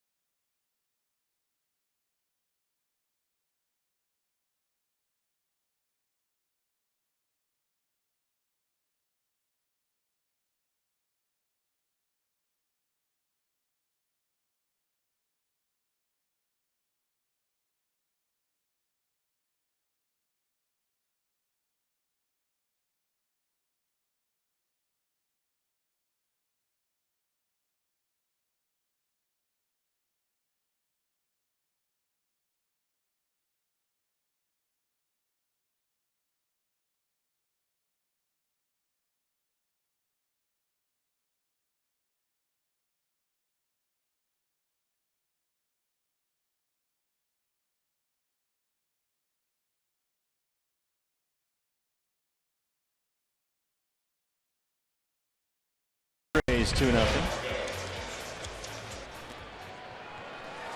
Hey, fans, arrive early to the game. Coming up Saturday, it's Hispanic Heritage Day, presented by Bud Light, a pregame D-backs APS Fiesta. From 2 to 5 in the afternoon, includes food, live music, and more. Plus, first 20,000 fans get the Ketel Marte Luchador bobblehead. That's courtesy of Pepsi. Visit dbacks.com. This is a look at this bobble. This is big time. Oh, we got the box right there. The box, man. I keep promoing the box. You got Ketel Marte, all kinds of action shots, and they got the cape there with the number on the back. Some beautiful shots from Hispanic Heritage Day past. Yeah, we said it last night. The box is almost as nice as the bobblehead. Well, it's a nice box, but let's not get carried away. There's Ketel Marte and his blonde hair under there.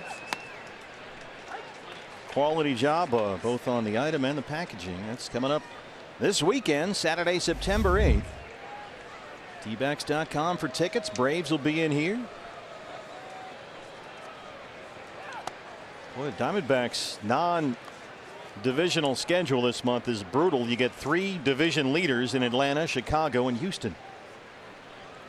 And I don't need to remind Diamondbacks fans, when those Cubs roll into town, they tend to bring a bunch of fans with them.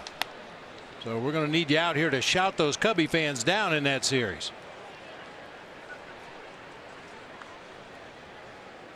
Oh, Robbie walked the leadoff man in the 5th. Hosmer. Now he's behind on Margot to start the 6th, 3-1 with the pitcher's spot on deck. But Francisco Mejia is in the on deck circle, set to hit for Lucchesi. There's a fastball. It's full 3-2. Mejia, one of the new top prospects in the system, acquired from Cleveland in the middle of July, set to make his Padres debut. Robbie Ray, 80 pitches, 49 strikes. He has walked 1. He's struck out 7. And he blows it by Margot for strikeout number 8. Let's get an update from Coors Field. The Giants and Rockies were tied at 2 in the bottom of the 7th, and Cargo triples into the gap.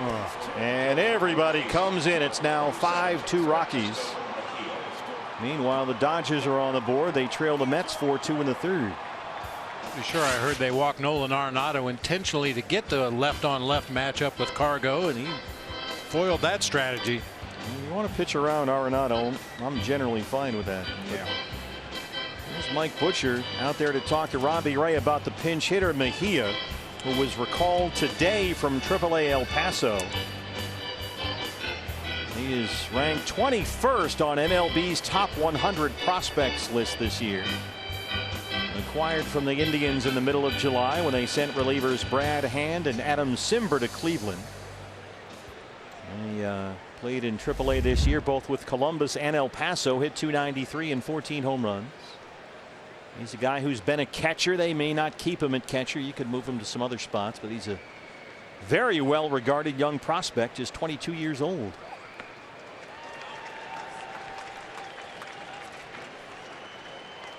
And he had just 4 plate appearances with the Indians earlier this year. Out of the Dominican Republic.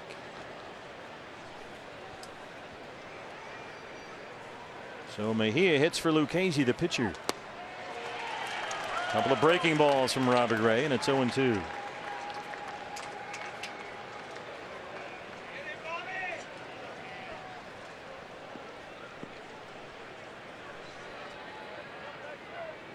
That's 10 0-2 counts in the game for Robbie Ray.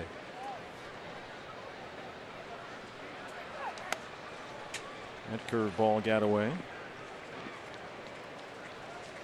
Robbie struck out the side in the first. In fact, he struck out the first 4 he faced.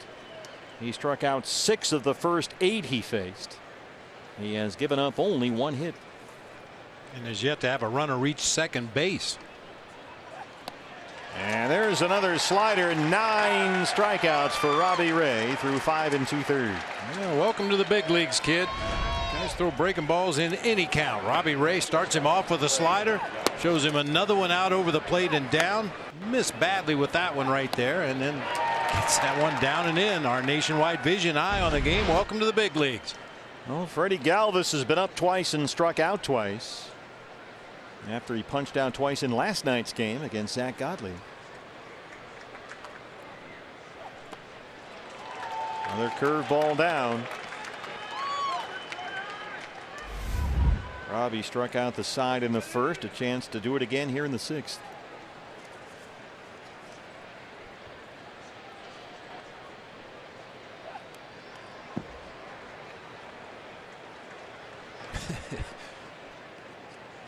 Boy, Jeff Mathis is so adept at blocking balls in the dirt, but with nobody on base and a breaking ball in the dirt over there in the left-handed batter's box, he just kind of evacuated the area. Nope, not going to block that one. I blocked enough. Fastball low. Now in a 2-strike count, he would have been down in the dirt just in case Galvis took a swing at a breaking ball in the dirt. He would want to make sure to keep it in front and get that out. But you know, 1 strike, nobody on base, just get out of the way.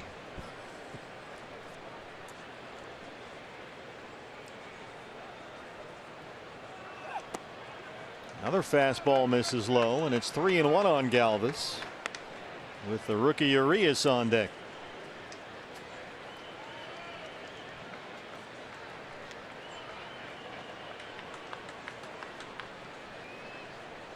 Pitch number 90 coming up. Fastball's there, and it's full 3-2.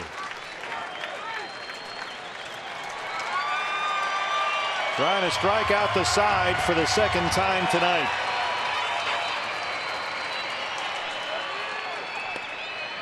This low. Second base on balls. A 2-out walk.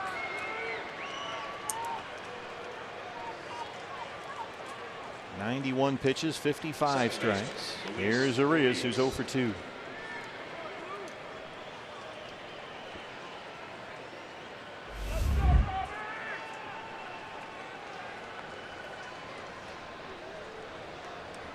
Mike Butcher on the phone with Robbie Ray. Over 90 pitches. Robbie has been much more efficient tonight, certainly, than we've seen him in a long time.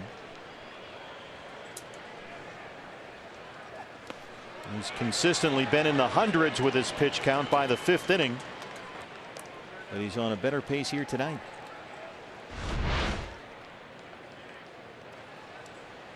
Wasn't able to check.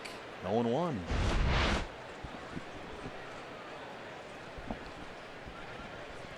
Now Urias hit that ball in the gap in left center that A.J. Pollock was able to run down for the 2nd out back in the 4th inning. That ball was struck well. Haven't been many hard hit balls in the game tonight against Robbie Ray, but that was one of them. There haven't been many hit balls, period. The Diamondbacks have only 3 hits. The Padres just 1. Andrew Chafin starts to get loose in the Sanderson Ford bullpen.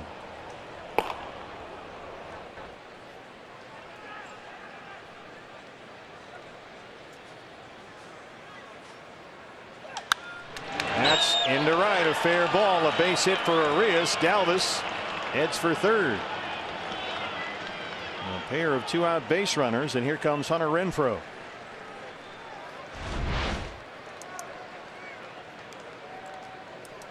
It looked like he intended to hit that ball that way the entire time. Pretty good pitch. Fastball outside corner down around the knees, and Urias just stayed on it, drove it through that hole on the right side for a 2-out single, putting Padres at the corners. Well, you got to be careful here. Mention Renfroe's power. He's homered 5 times during an 11-game hit streak. He's 0 for 2 so far tonight. You've got the lefty Hosmer on deck and the left-hander Chafin warming up in the bullpen. With Robbie at 94 pitches, 2 outs in the 6th.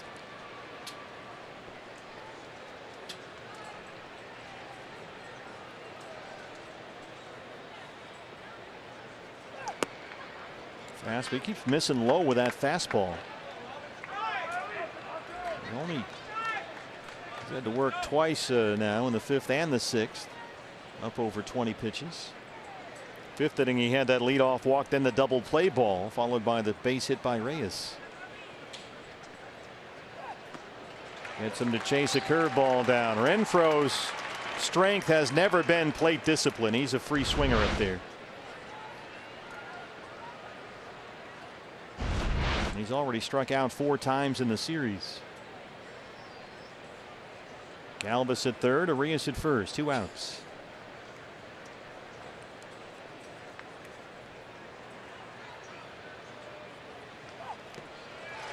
Case in point. 1 and 2, trying to get out of here. And strand 2, get us to the home half.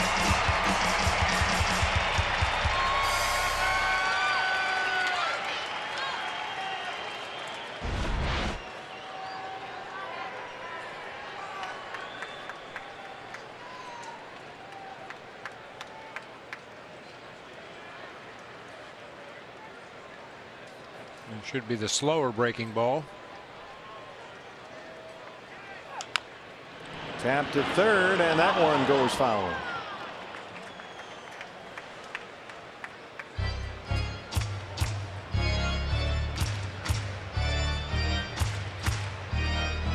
Chafin warming up, joined by the right-hander Brad Ziegler in the Sanderson Ford bullpen. You've got the lefty Hosmer on deck, and then the right-hand batting Will Myers behind him.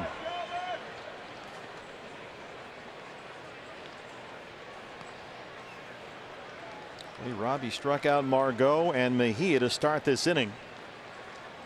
But a walk to Galvis on a 3-2 pitch, then the Urias base hit. 1 and 2 on Renfroe.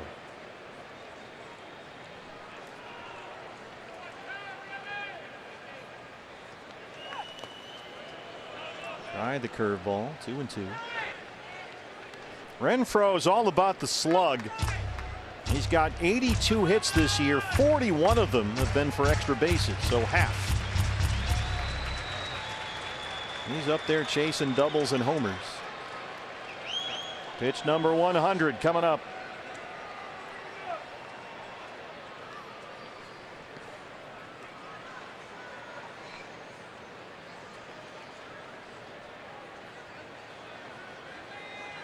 Got him. Mathis will finish it off. That's 10 strikeouts for Robbie Ray. He is through 6 with a 2-0 lead.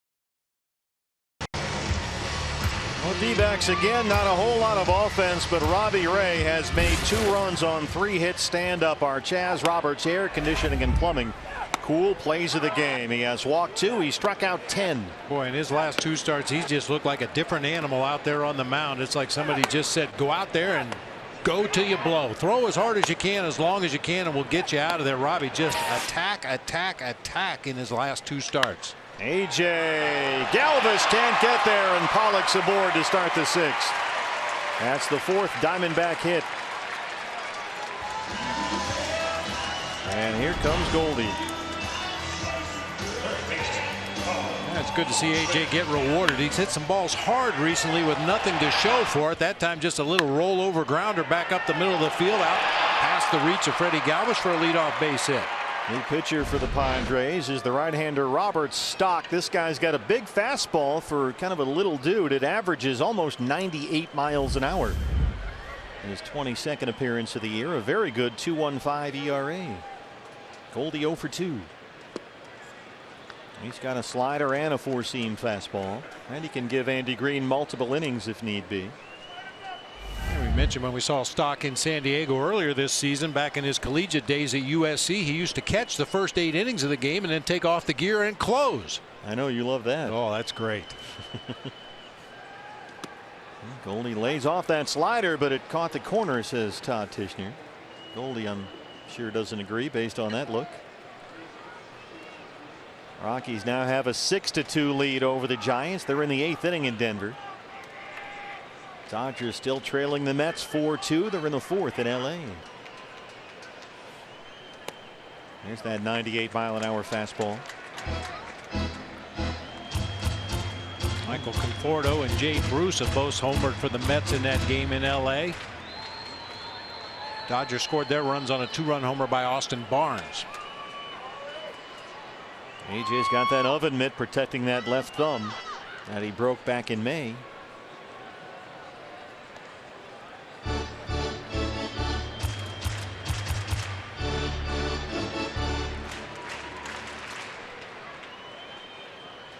They may bring Robbie Ray back out. His spot doesn't come up for a while. He's at exactly 100 pitches.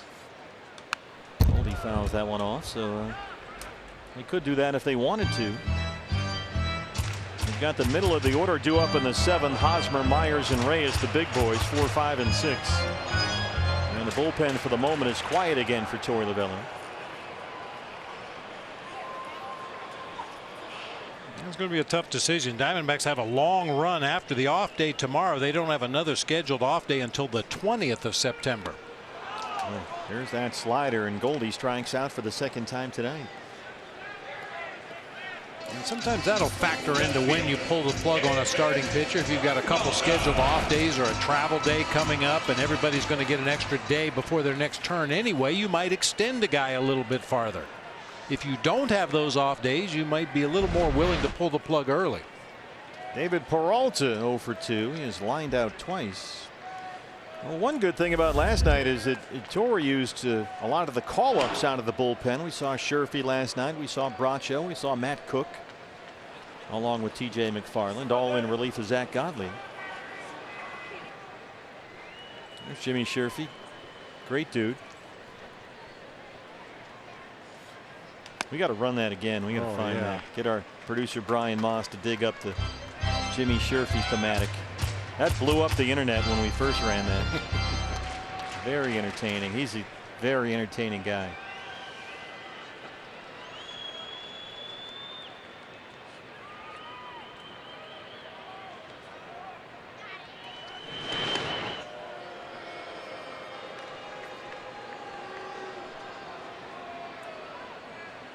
We got Brian Moss, the founder of Mosscam, in the producer's chair tonight, filling in for Brad the Big Dog Weimer. We want to send Brad and Leanne and James all our best wishes.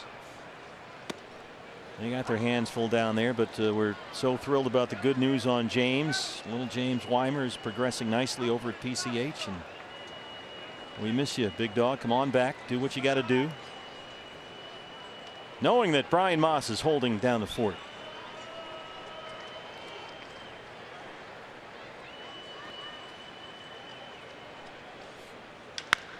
Bounce to second, Marias, Galvis, and they roll the double play. So Stock erases that leadoff single and sends us to the 7th inning. They may want to check that play at first.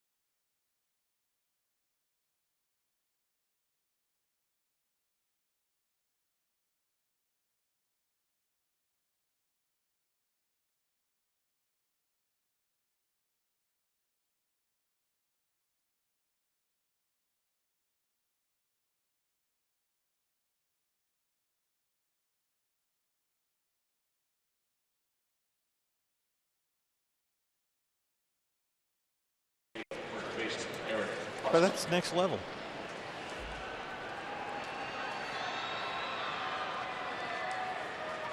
Two 2-0 Diamondbacks as we start the 7th. Don't forget, fans, if you can't watch the games on TV, stream them live on your mobile device. Use Fox Sports Go, brought to you locally by your Valley Honda dealers. Download the free app, take Fox Sports Arizona and your D-backs with you wherever you go. And Torey Lovullo does indeed send Robbie Ray back out there to start the 7th inning on 100 pitches, 61 strikes. Eric Hosmer leads it off. So we're going to go 21 outs here and try and extend Robbie Ray. Nice backhand scoop by Goldie. They retire Hosmer, 1 down. 15 out of 22 first pitch strikes so far in the ball game, which has led to 10 0-2 counts and 7 strikeouts on 4 pitches or fewer. Well, he uses Ray to get the lefty Hosmer. Myers and Reyes coming up, so we'll go to Ziegler. Another impressive outing for Robbie Ray. He struck out 10 and leads it 2-0.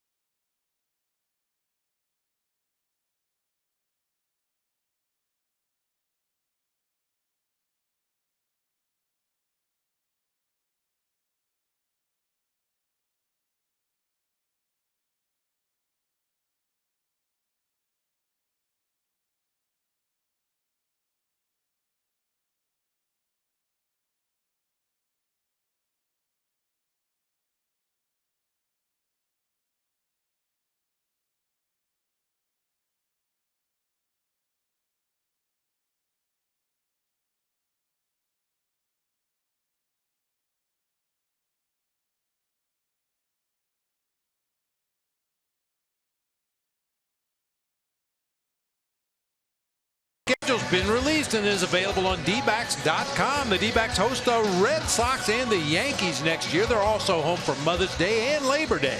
Get tickets to all the games next season with 2019 season tickets. Choose from a full, a half, a series, or even a weekend plan. Visit dbacks.com. One down in the 7th, and on to face a couple of right-hand batters. Will Myers and Franmil Reyes is the right-hander Brad Ziegler, appearance number 70 on the year for Brad. Myers has lined out to right and hit into a double play. He's 0 for 2. Dodgers keep chipping away at the Mets. It's now 4-3 New York. They're in the 4th in LA. And in fact, they have just added another run, so it's now 4-4. Mets and Dodgers all tied. As LA starts chipping away on Jason Vargas, who started that game against Rich Hill. David Freese with a homer for the Dodgers, followed by a single by Kike Hernandez and a double by Chris Taylor to pull within a run of the Mets. Well, the Brewers all over the 11-1 at Miller Park. And you mentioned the Cardinals put up an 11 spot at Washington tonight. So those are the two teams ahead of the Diamondbacks in the wild card race right now. Milwaukee, St. Louis, and LA for that matter. Right now Los Angeles is not a playoff team. They're behind in the wild card race, trailing both the Brewers and the Cardinals. Wade Miley for the Brewers tonight. 6 innings of 1 run, 3 hit ball. 3-2 on Myers. Yeah, Wade signed with Milwaukee in the spring, but he's kind of been in and out of their rotation with injuries all year long. Brewers, or pardon me, the Red Sox beat the Braves 5-1 in Atlanta. The Braves come in here Thursday for the first of 4. So here's a look at everything. It's a lot to take in. You've got the Rockies leading the division by a half game over the Dodgers, by a game and a half over the Diamondbacks, and there's the wild card. Right now the Brewers and the Cardinals have the first 2 spots. Dodgers are a game and a half back. D-backs 2.5 back. This is tapped to shortstop. Nick Ahmed's got it. There's that quick release and high throw. And Ziegler gets the ground ball out, 2 down. How many times has that been said over the course of his career? Ziegler gets the ground ball. Well, he's worked a lot. It's late in the season. He's not a kid anymore. But he's still getting big outs for the Diamondbacks. Padres still with only 2 base hits in the ball game. And Reyes has one of them, a single in the 5th.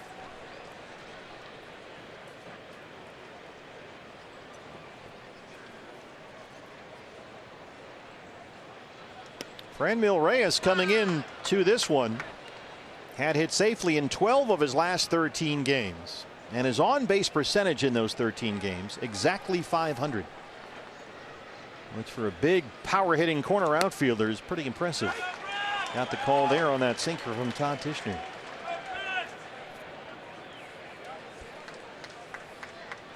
One ball and one strike on Franmil Reyes. That one is low.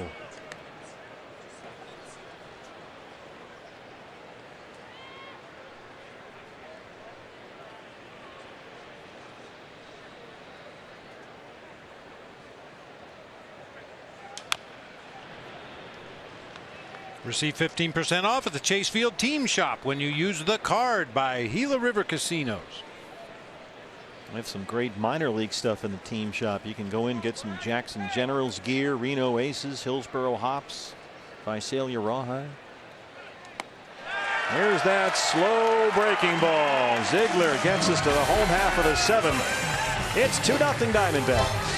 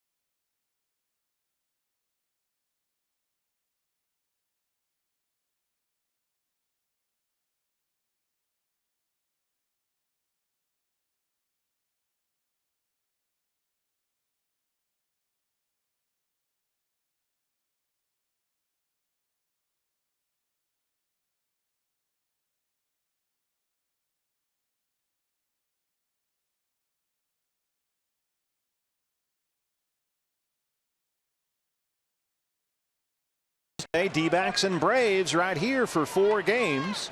Coverage starts Thursday and Friday at 6 o'clock, Saturday at 4:30.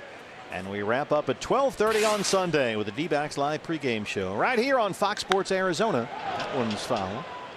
And streaming live on Fox Sports Go. Eduardo Escobar leads off the bottom of the 7th. Stock back out there for the Padres,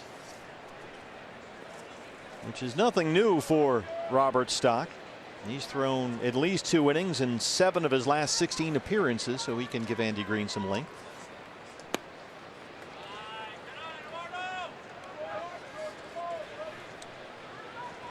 Mention the Braves. They lost at home to the Red Sox 5-1. So it's good to know that the Braves will come in here having battled Boston for much of this week. That's an advantage for the Diamondbacks. Then they have to fly cross country out here.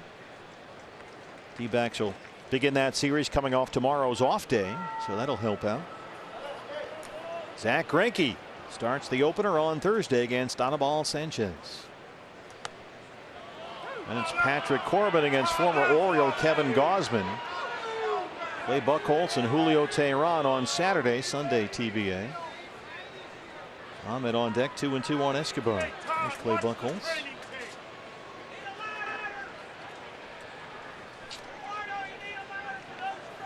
Dodgers have taken the lead now. It was 4-0 Mets. It's now 5-4 LA. Dodgers having a big 4th inning.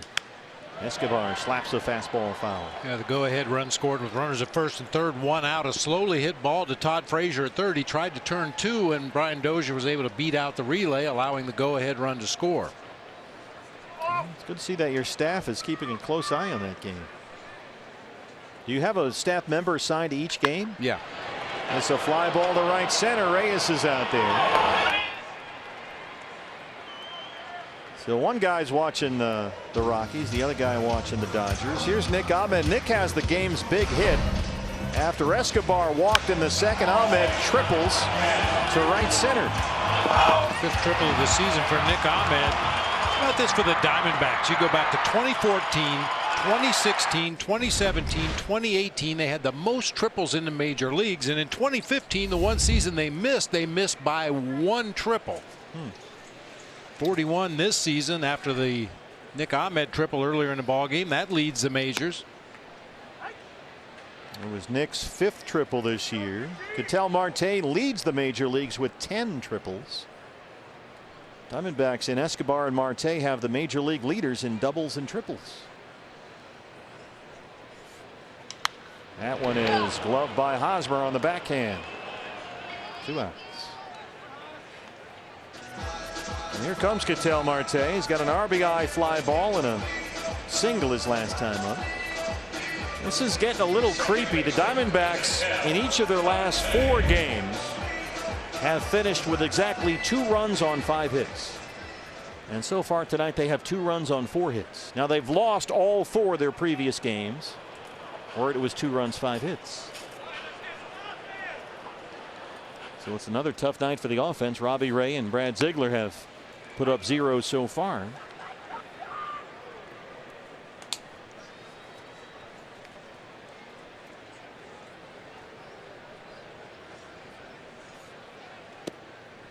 Lays off that slider. 1-1.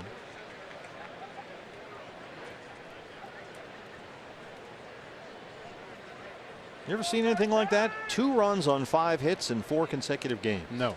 That's weird. That's as weird as the Cubs scoring 1 run on 5 straight days, all on solo home runs they did earlier this season. 5 straight days the Cubs put 1 run on the board, each time a solo homer. Yeah, I have that as slightly more weird. It's a high chopper, gets by Stock. Arias charges, can't make the scoop. Hedges backs up. Marte's aboard at first.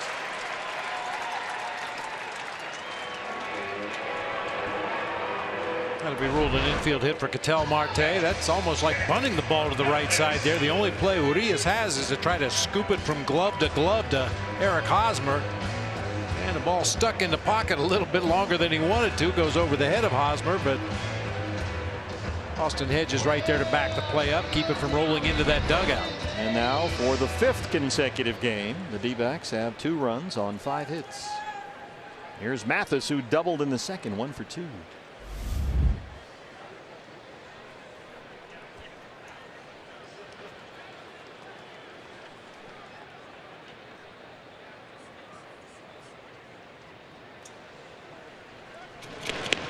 Well, the pitcher spot is behind Mathis. Daniel Descalso in the on-deck circle. He would hit for Brad Ziegler, and Archie Bradley is ready in the bullpen. You've got the lower third of the Padre order due up 7, 8, 9. Hedges, Margot in the pitcher spot.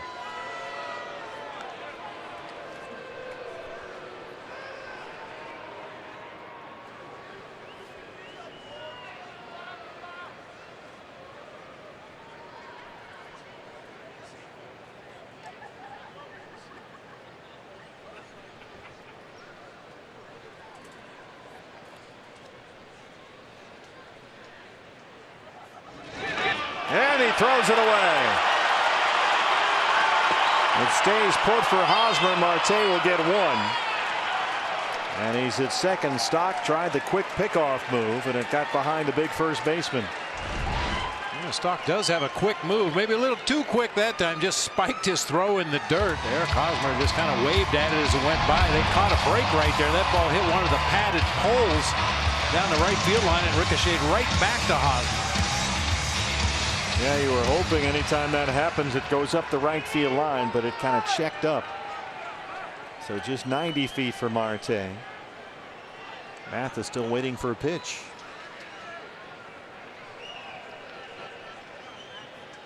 Another chance to tack on a run. Diamondbacks have let these opportunities go by the boards for much of the last week.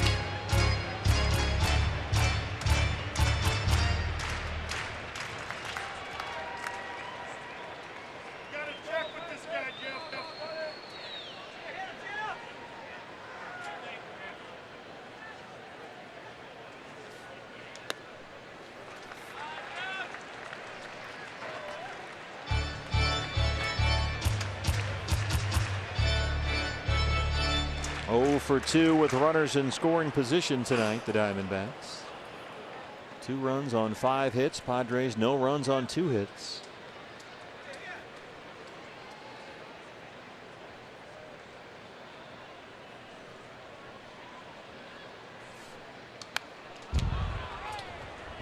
The D-backs home run tonight means a free jumbo jack tomorrow at participating Jack in the Box locations with the purchase of a large drink.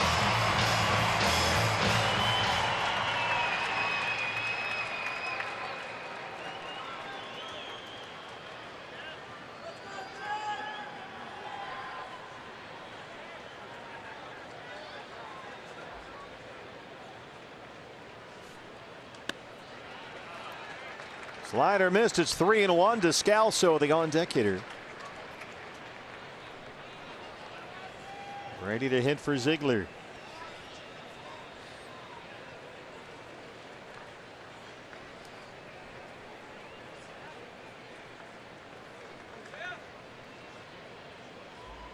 Marte takes off for third. Hedges throw. Myers barely got there in time to keep that ball from running up the left field line. 5th stolen base for Ketel Marte. That's one of those finesse plays down there at third base. You have to hold your position with the right-handed hitter up at the plate as long as you can. Usually what they teach you is to come straight in toward home plate and then veer to the right to cover the bag at third. That time Myers just held his position, tried to sprint to the base in time to get that throw. So Mathis aboard on the base on balls. And Descalso will be the pinch hitter. Daniel checks in at 248 with a dozen home runs. Daniel Descalso, the active leader among major league players in pinch hits. 53 career pinch hits for Daniel. Really?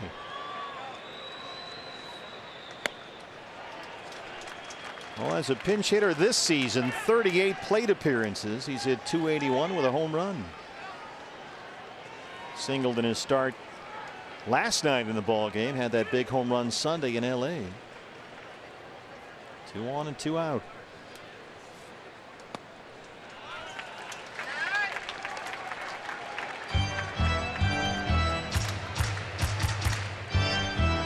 Meeting at the mound, Galvis and Hedges join Stock out there.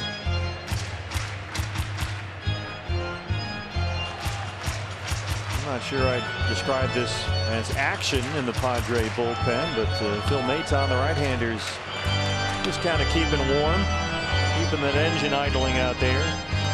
See if Stock can get out of this mess.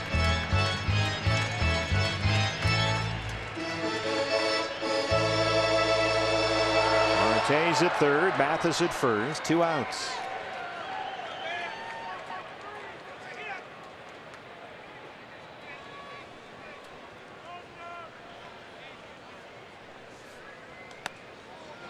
Fastball's off the plate, but Todd Tishner says that's a strike.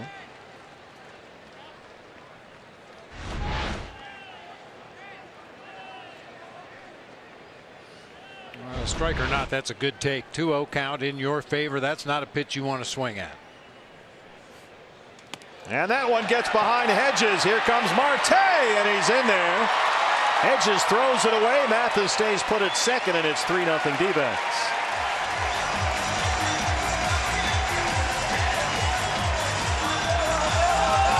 Here's the Goldilocks. Ketel Marte home with a 3rd run.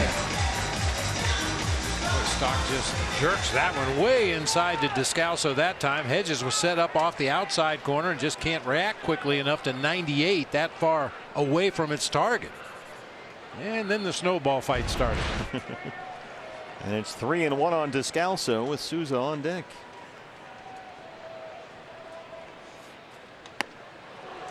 Well, you got a 96-mile-an-hour fastball right down the middle on 3-1. And Stock lived to tell about it. Souza hoping to get a chance.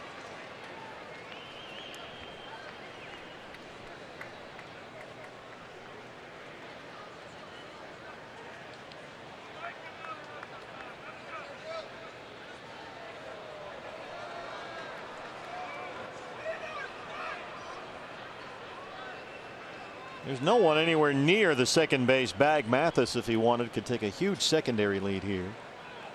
Arias well back on the outfield grass at second. Galvis is back in left center.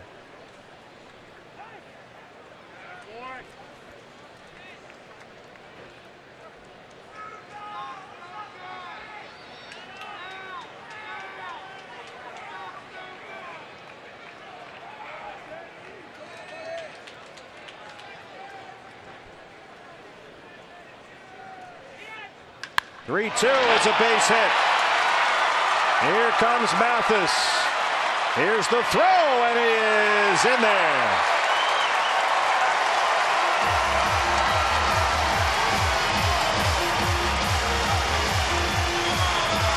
Well, we talked about this all night. We've talked about it for a while. Tack on runs. Got to take advantage.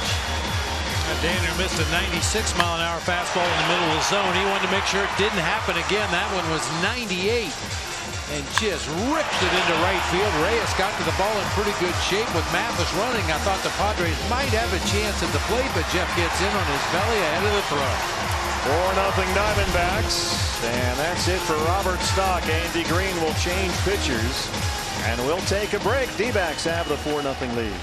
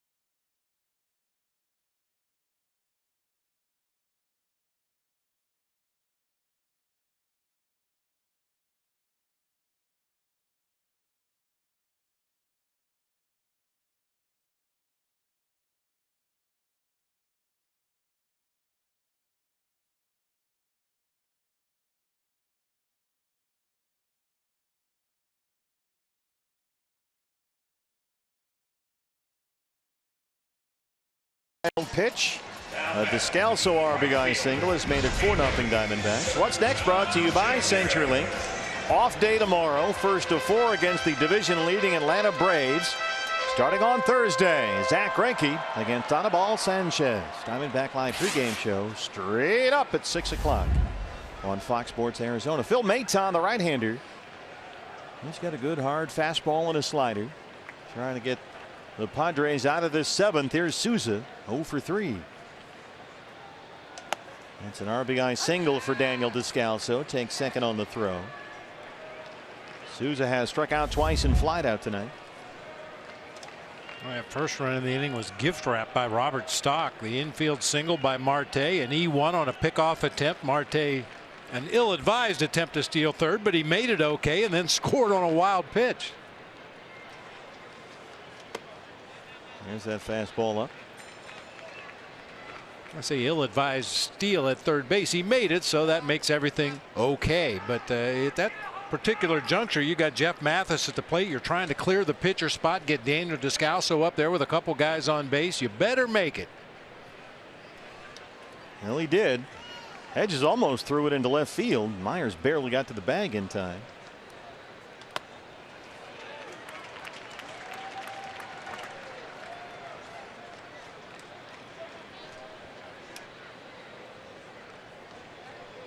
Well, either way, regardless of how they got them in, it's good to see the Diamondbacks tack on some of these runs and not indeed score early and hope it holds up for 7-8 innings.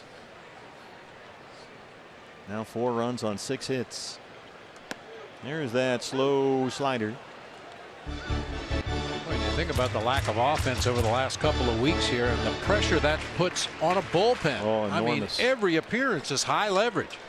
Every reliever that goes out there has got to think, oh man, I can't give up any runs, any hits. It's only 2-1 or it's only 3-2 or there's no margin for error when those guys go out there. And boy, you do that for 3-4 months, you got a whole bunch of tired relievers. High leverage innings, high stress innings, getting some big outs all the time. It's definitely taken a toll. So a 4-0 lead, that's a neat trick for those guys. Souza's worked at full 3-2.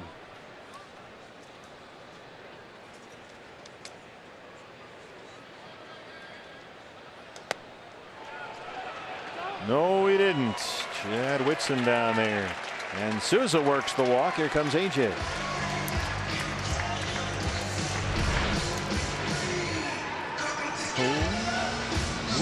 Yeah, I know. AJ singled his last time up, 1 for 3.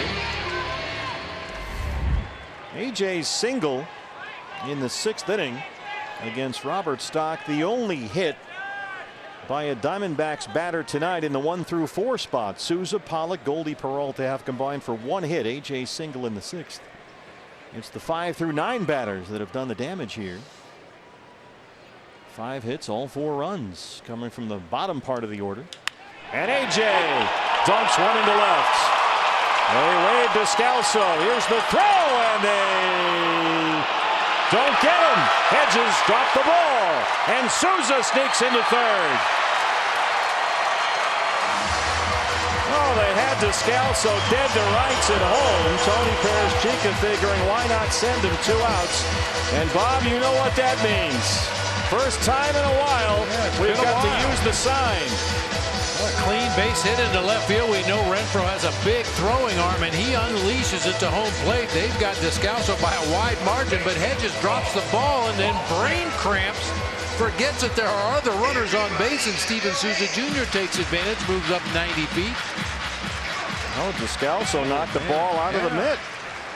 That means it's a Taco Tuesday. Yes, indeed. We love Taco Tuesday. About time. Oh, if they see, what do they want to do with Goldie here? You've got Andy Green. Uh-oh. Greeny's getting into it with Todd Tishner here.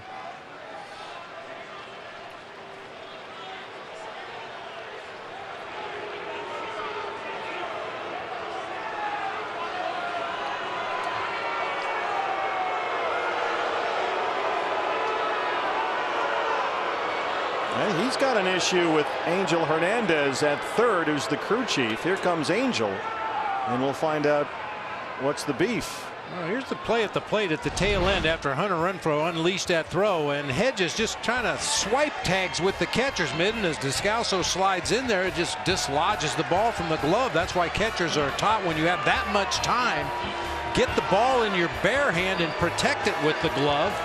But Hedges just tries a sweep tag like a middle infielder would down at second base, and Descalso knocks it out. And I think the reason he has a problem with Angel Hernandez at third, Angel is the crew chief, he may have told Andy Green, you've already used up the time that you have to decide whether you want to challenge the call. So it may be a case of Greeny wanting to look at that play, but Angel says no, time's expired and we play on.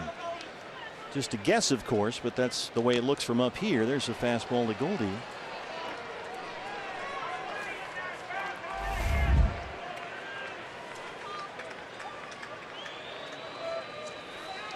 It's turned into a 3-run Diamondback 7th, 5-0.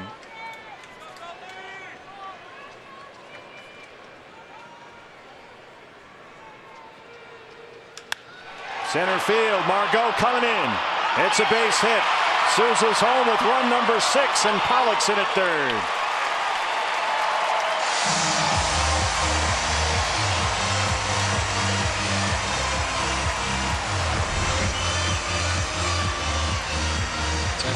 Slider. Goldie catches it off the end of the bat, which is a good thing because the ball gets out to center field and dives in front of Manuel Margot.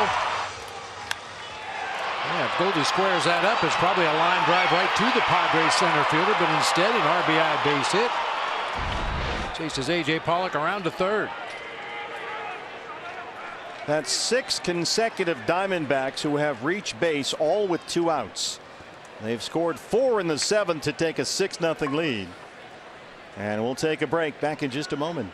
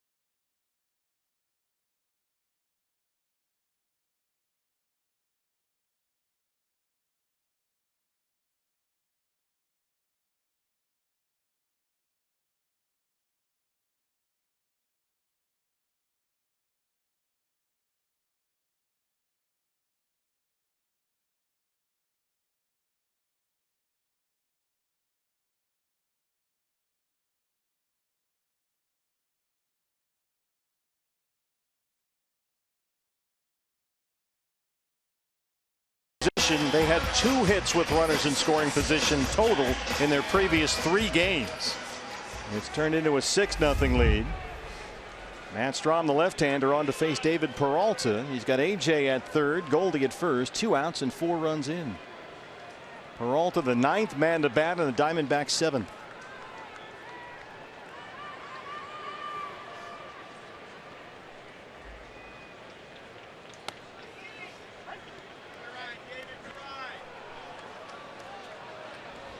Now they can't even throw the ball back to the pitcher. It's been that kind of an inning for San Diego.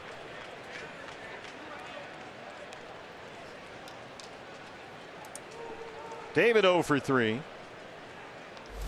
Get into a double play to win the 6th his last time up.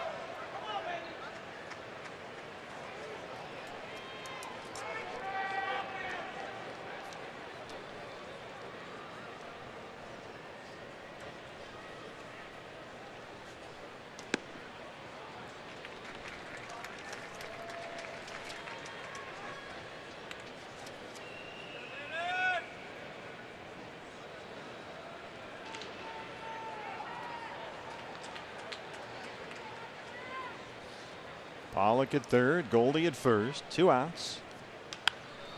Peralta fouls off a fastball, and it's 1-2. Matt Strahm has pitched pretty well lately for Andy Green. 16 games since early July. His ERA is 1.21. He's given up only 3 runs in his last 22 innings. Padres bullpen has performed very well over the second half of this year, even after they traded their closer Brad Hand. There's a bouncer to first. Hosmer's there. Strahm covers, and that finally ends the inning. Diamondbacks send 9 men to the plate. They get 4 and lead at 6-0.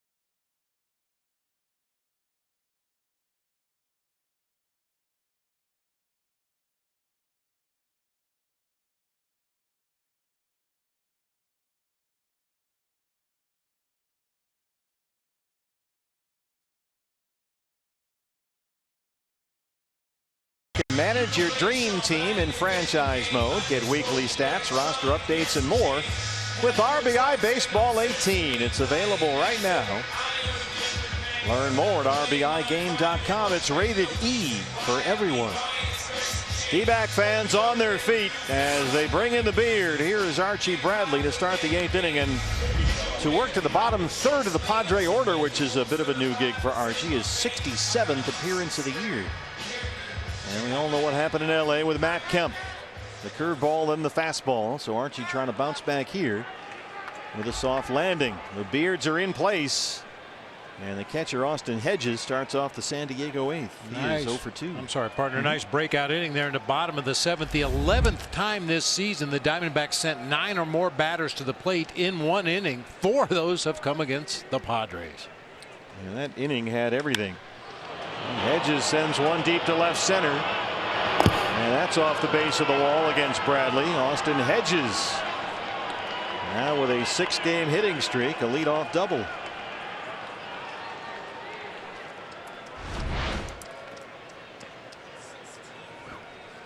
'93 down the middle. Austin Hedges has been hunting that pitch this entire series. He lives for those fastballs out over the plate, middle of the strike zone, bangs that one into the gap in left center. He's it safely in 6 straight now, 8 of his last 9. On base ahead of Manuel Margot. Pitcher spot behind him, Travis Jankowski in the on deck circle. Margot struck out twice against Robbie Ray, 0 for 2.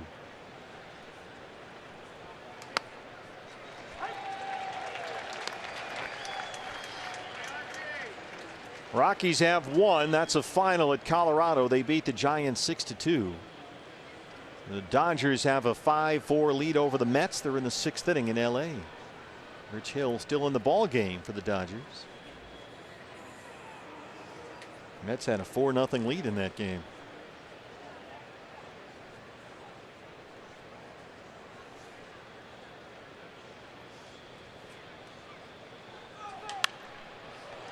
You know why Rich Hill's still in there. Dodgers are down to their last Gatorade cooler of the season. Every time you take him out of the game, he's throwing coolers and bubblegum trays and all kinds of stuff around the dugout, kicking the equipment bag. He's got a little Carlos Zambrano in him. Yeah, if Rich Hill is not happy, you generally know it. Center field, here comes AJ. One down in the 8th. Well, it's a couple of line drives so far against Archie Bradley. One off the wall in left center, the other in the gap in right center field. And now Jankowski hits for the pitcher strong. Travis Jankowski, 260 and 3 homers. He had a single in last night's game.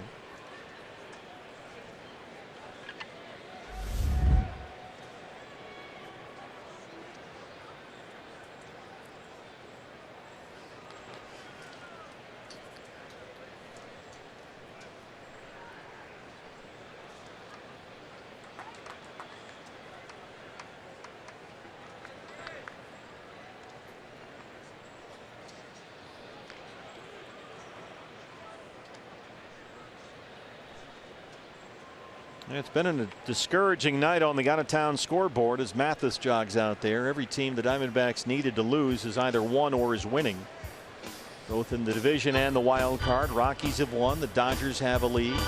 The Cardinals scored 11 in Washington, and the Brewers scored 11 against the Cubs at Miller Park. 2 teams that hold the National League wild card spots right now, and there's the 2 teams ahead of the Diamondbacks in the division. You can't depend on help every night. Torrey Lovello's ball club right now, they've dropped 4 straight, 8 of their last 11, but only a game and a half out in the NL West.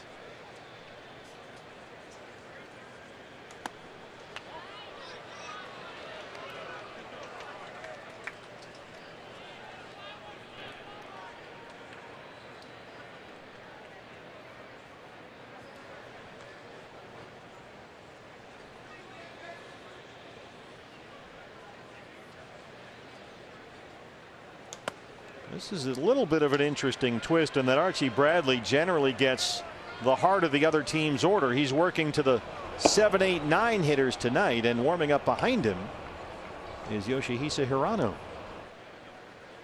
Archie's given up a couple of line drives, one for a double, one for an out. Now behind on Jankowski, 2-0.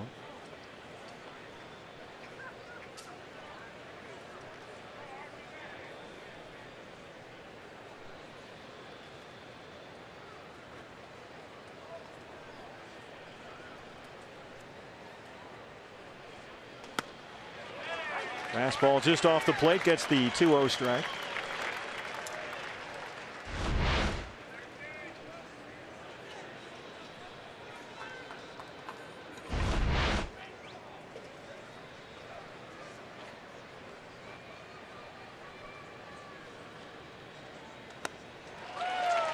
It's not often that Diana Taurasi loses a winner go home game, but we're sorry to say the Mercury just eliminated by the Seattle Storm in game 5. So it's Seattle and the Washington Mystics in the finals. That starts Friday, best of 5 at the WNBA. So another good season by the Mercury. Came to an end just a little bit shy. Now it's full 3-2 on Jankowski. Top of the order, Freddie Galvis on deck.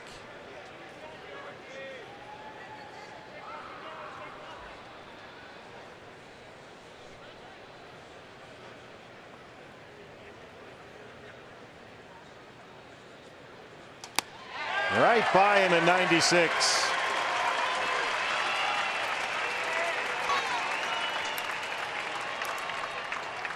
I think you're seeing exactly why Torrey brought Archie in when he did. Maybe an opportunity to overpower some of these guys at the bottom of the Padres orders. Fastballs away, away, away. Missed down low with that one right there, but nothing tricky. No breaking balls. Doesn't try to work the inside part of the plate. Just pound away at that outside corner with that mid-90s fastball. Our nationwide vision center's eye on the game.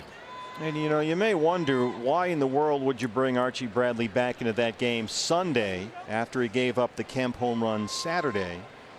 But Torrey was saying today, look, you know, imagine if Archie Bradley goes into that game Sunday in LA, gets Matt Kemp out. What does that do for Archie Bradley? It pumps him up a little bit. He may be trying to accomplish the same thing here tonight by getting him in there. As you mentioned, just a chance to fire in some fastballs and feel a little bit better about things. There's Galvis, who was struck out twice and walked. I'm sure a lot of fans would say, why not just walk Matt Kemp in that situation? Don't even make it a factor. Sure. But you make your decisions, you live with them. Well, if you do that, then the pinch hitter, Andrew Tolles, what if he doesn't hit into a double play? Then you might have bases loaded for Justin Turner and Manny Machado. You always got to think several moves ahead. So there's a lot to consider. Heard Torrey talking about that on the radio today with Burns and Gambo. There's a lot that goes into these decisions. I'm telling you, but there's 8 or 9 things you got to think about. And there are times when you maybe have 4 or 5 or 6 different options in a particular situation, and none of them are any good. Yeah, that's true. But you have to pick one. 0-2 on Galvis. There's that high fastball.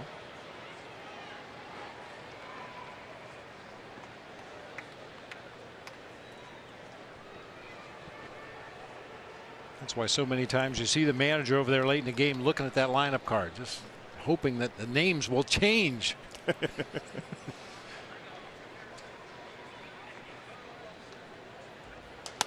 Well, Archie bounces back nicely, gets a couple of strikeouts to end the 8th, and it stays 6-0.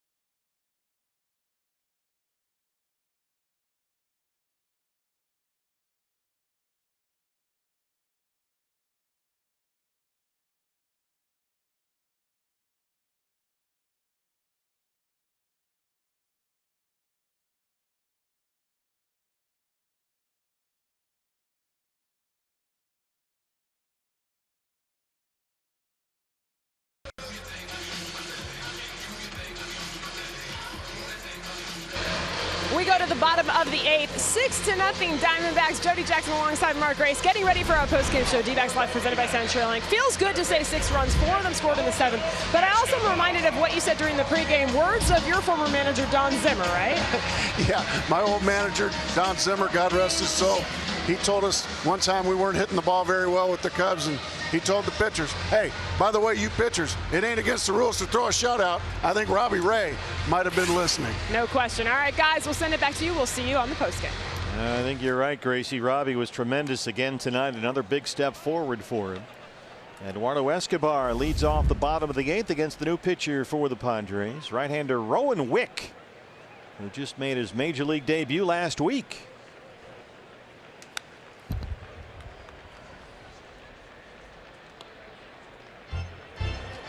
Rowan Wick has split the season between AA San Antonio, AAA El Paso.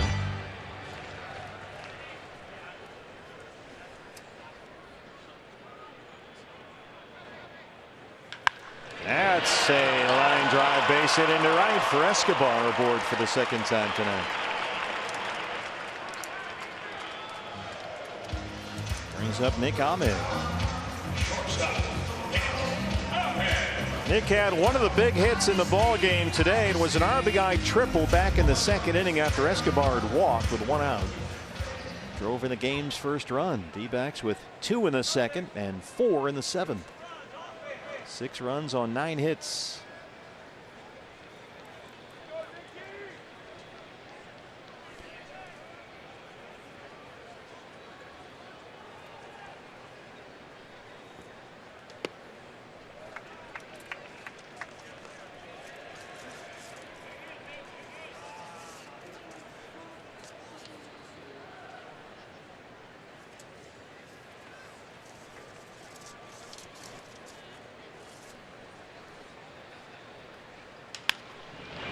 That's foul in front of Tony Perez-Chica. Tom Morales down there. Way to play the carom, Tom, our Golden Glover in left field tonight.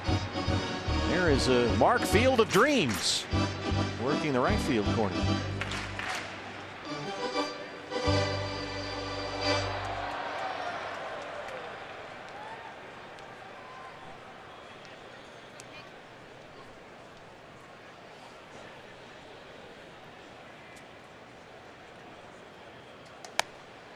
Good fastball from Rowan Wick.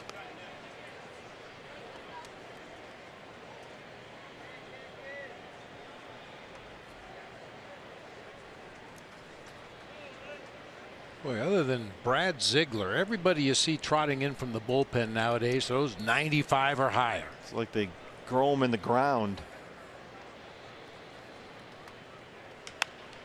Fights that one off. Urias gets under it. Brings up Ketel Marte. Rowan Wick is from North Vancouver, Canada. Went to high school in North Vancouver, BC, and pitched collegiately at Cypress College in California. Cardinals got him there as a 9th round pick in the draft in 2012. Here's Marte, 2 for 2. He has singled his last 2 times up. He also drove in a run back in that 2nd inning. A fly ball got Ahmed home from 3rd after his RBI triple. Double play ball. Urias Galvis for 1. Easy. 4-6-3 for the Padres. We head to the 9th inning at 6-0 Diamondbacks.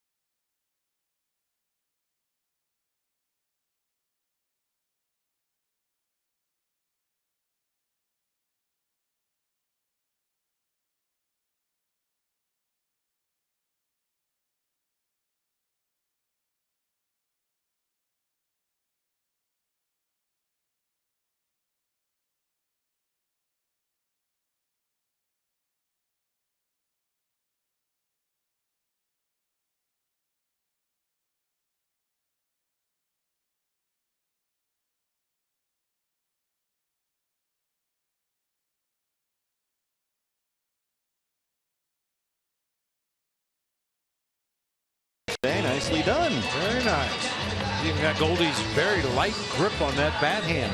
Very accurate. Fine eye for the detail on that one. We start the 9th inning. Here's Yoshihisa Hirano, who will face 2, 3, and 4 with the Padre order. Yoshi's 66th appearance this year, and his ERA, what a signing he's been, is 2.02.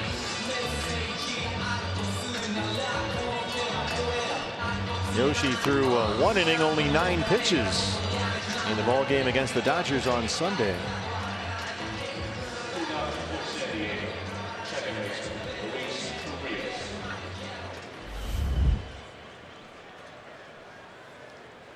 Luis Arias, the rookie second baseman, will lead it off for the Padres. He singled his last time up. San Diego just 3 hits in the ball game. D-backs have out hit the Padres 9-3. They lead it 6-0. Rockies have already won. They beat the Giants 6-2. Dodgers lead the Mets 5-4. They're in the 7th. They'll have all that for you on Diamondbacks live post-game show. Gracie and Jody standing by. Update you on the division race and the wild card standings. All that coming up. You'll hear from the skipper Torey Lovello. Kate Longworth goes inside the clubhouse. And after tonight, only 23 games left to go. There's a high bouncer. Escobar charges, and they get Arias.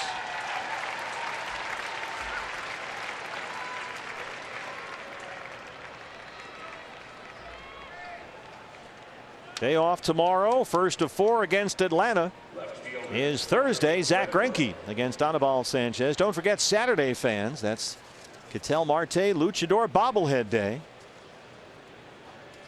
That's going to be a big day here. Saturday, September 8th. Pre-game D-backs APS Fiesta from 2 to 5 in the afternoon. And the first 20,000 fans with us get that Ketel Marte Luchador bobblehead. That is a must-have item. It doesn't have blonde hair because he's got the Luchador mask on it. But that bobblehead, courtesy of Pepsi. Get your tickets, dbacks.com. Clay Buchholz starts that game on Saturday against Julio Teheran. 0-2 on Renfroe. It would be a shame if you were a D-back fan and you came out to a number of games this year and you didn't get the Ketel Marte Luchador bobblehead. That would be a swing and a miss. This is a one-of-a-kind item and the last bobblehead of the year.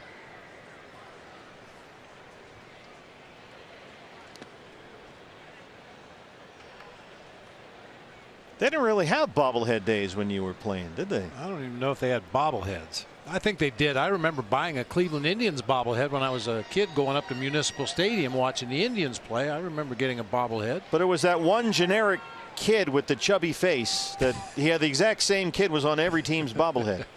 Remember those? Oh, yeah. That's a fair ball. What a play by Escobar. And what a throw. Eduardo Escobar takes a base hit away from Hunter Renfroe. Well, probably extra bases as hard as that ball was hit right down that third base line. Yeah, I don't know if David Peralta gets over there to cut that ball off. Nice play by Escobar, showing off a big arm. We haven't seen a lot of that where he's able to plant his feet and get up on top and really let it rip. Nice throw. 2 contrasting plays. Escobar coming in and throwing on the run and then planting that back foot and setting for that long throw. Here's Hosmer 0 for 3. No, pardon me, 0 for 2. He walked in the 5th. But still hitless in the series.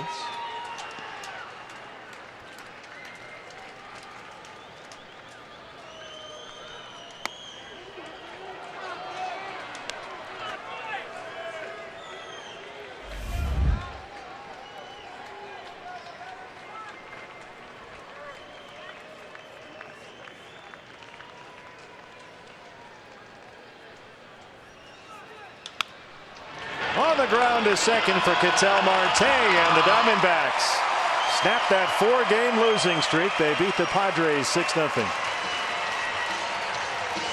Well, we anticipated it might be an explosion against Joey Lucchesi, who actually pitched decently in the ball game tonight. Gave up only 3 hits in his 5 innings of work, but the D-backs blew up against the Padres bullpen. That's great to see. And they improved to 11-5 against San Diego this year. 5-4 against the Padres here at Chase Field, with 3 more to play at Petco Park in the final weekend of the season. Gracie and Jody are coming up next. D-backs win at 6-0. Back in just a moment.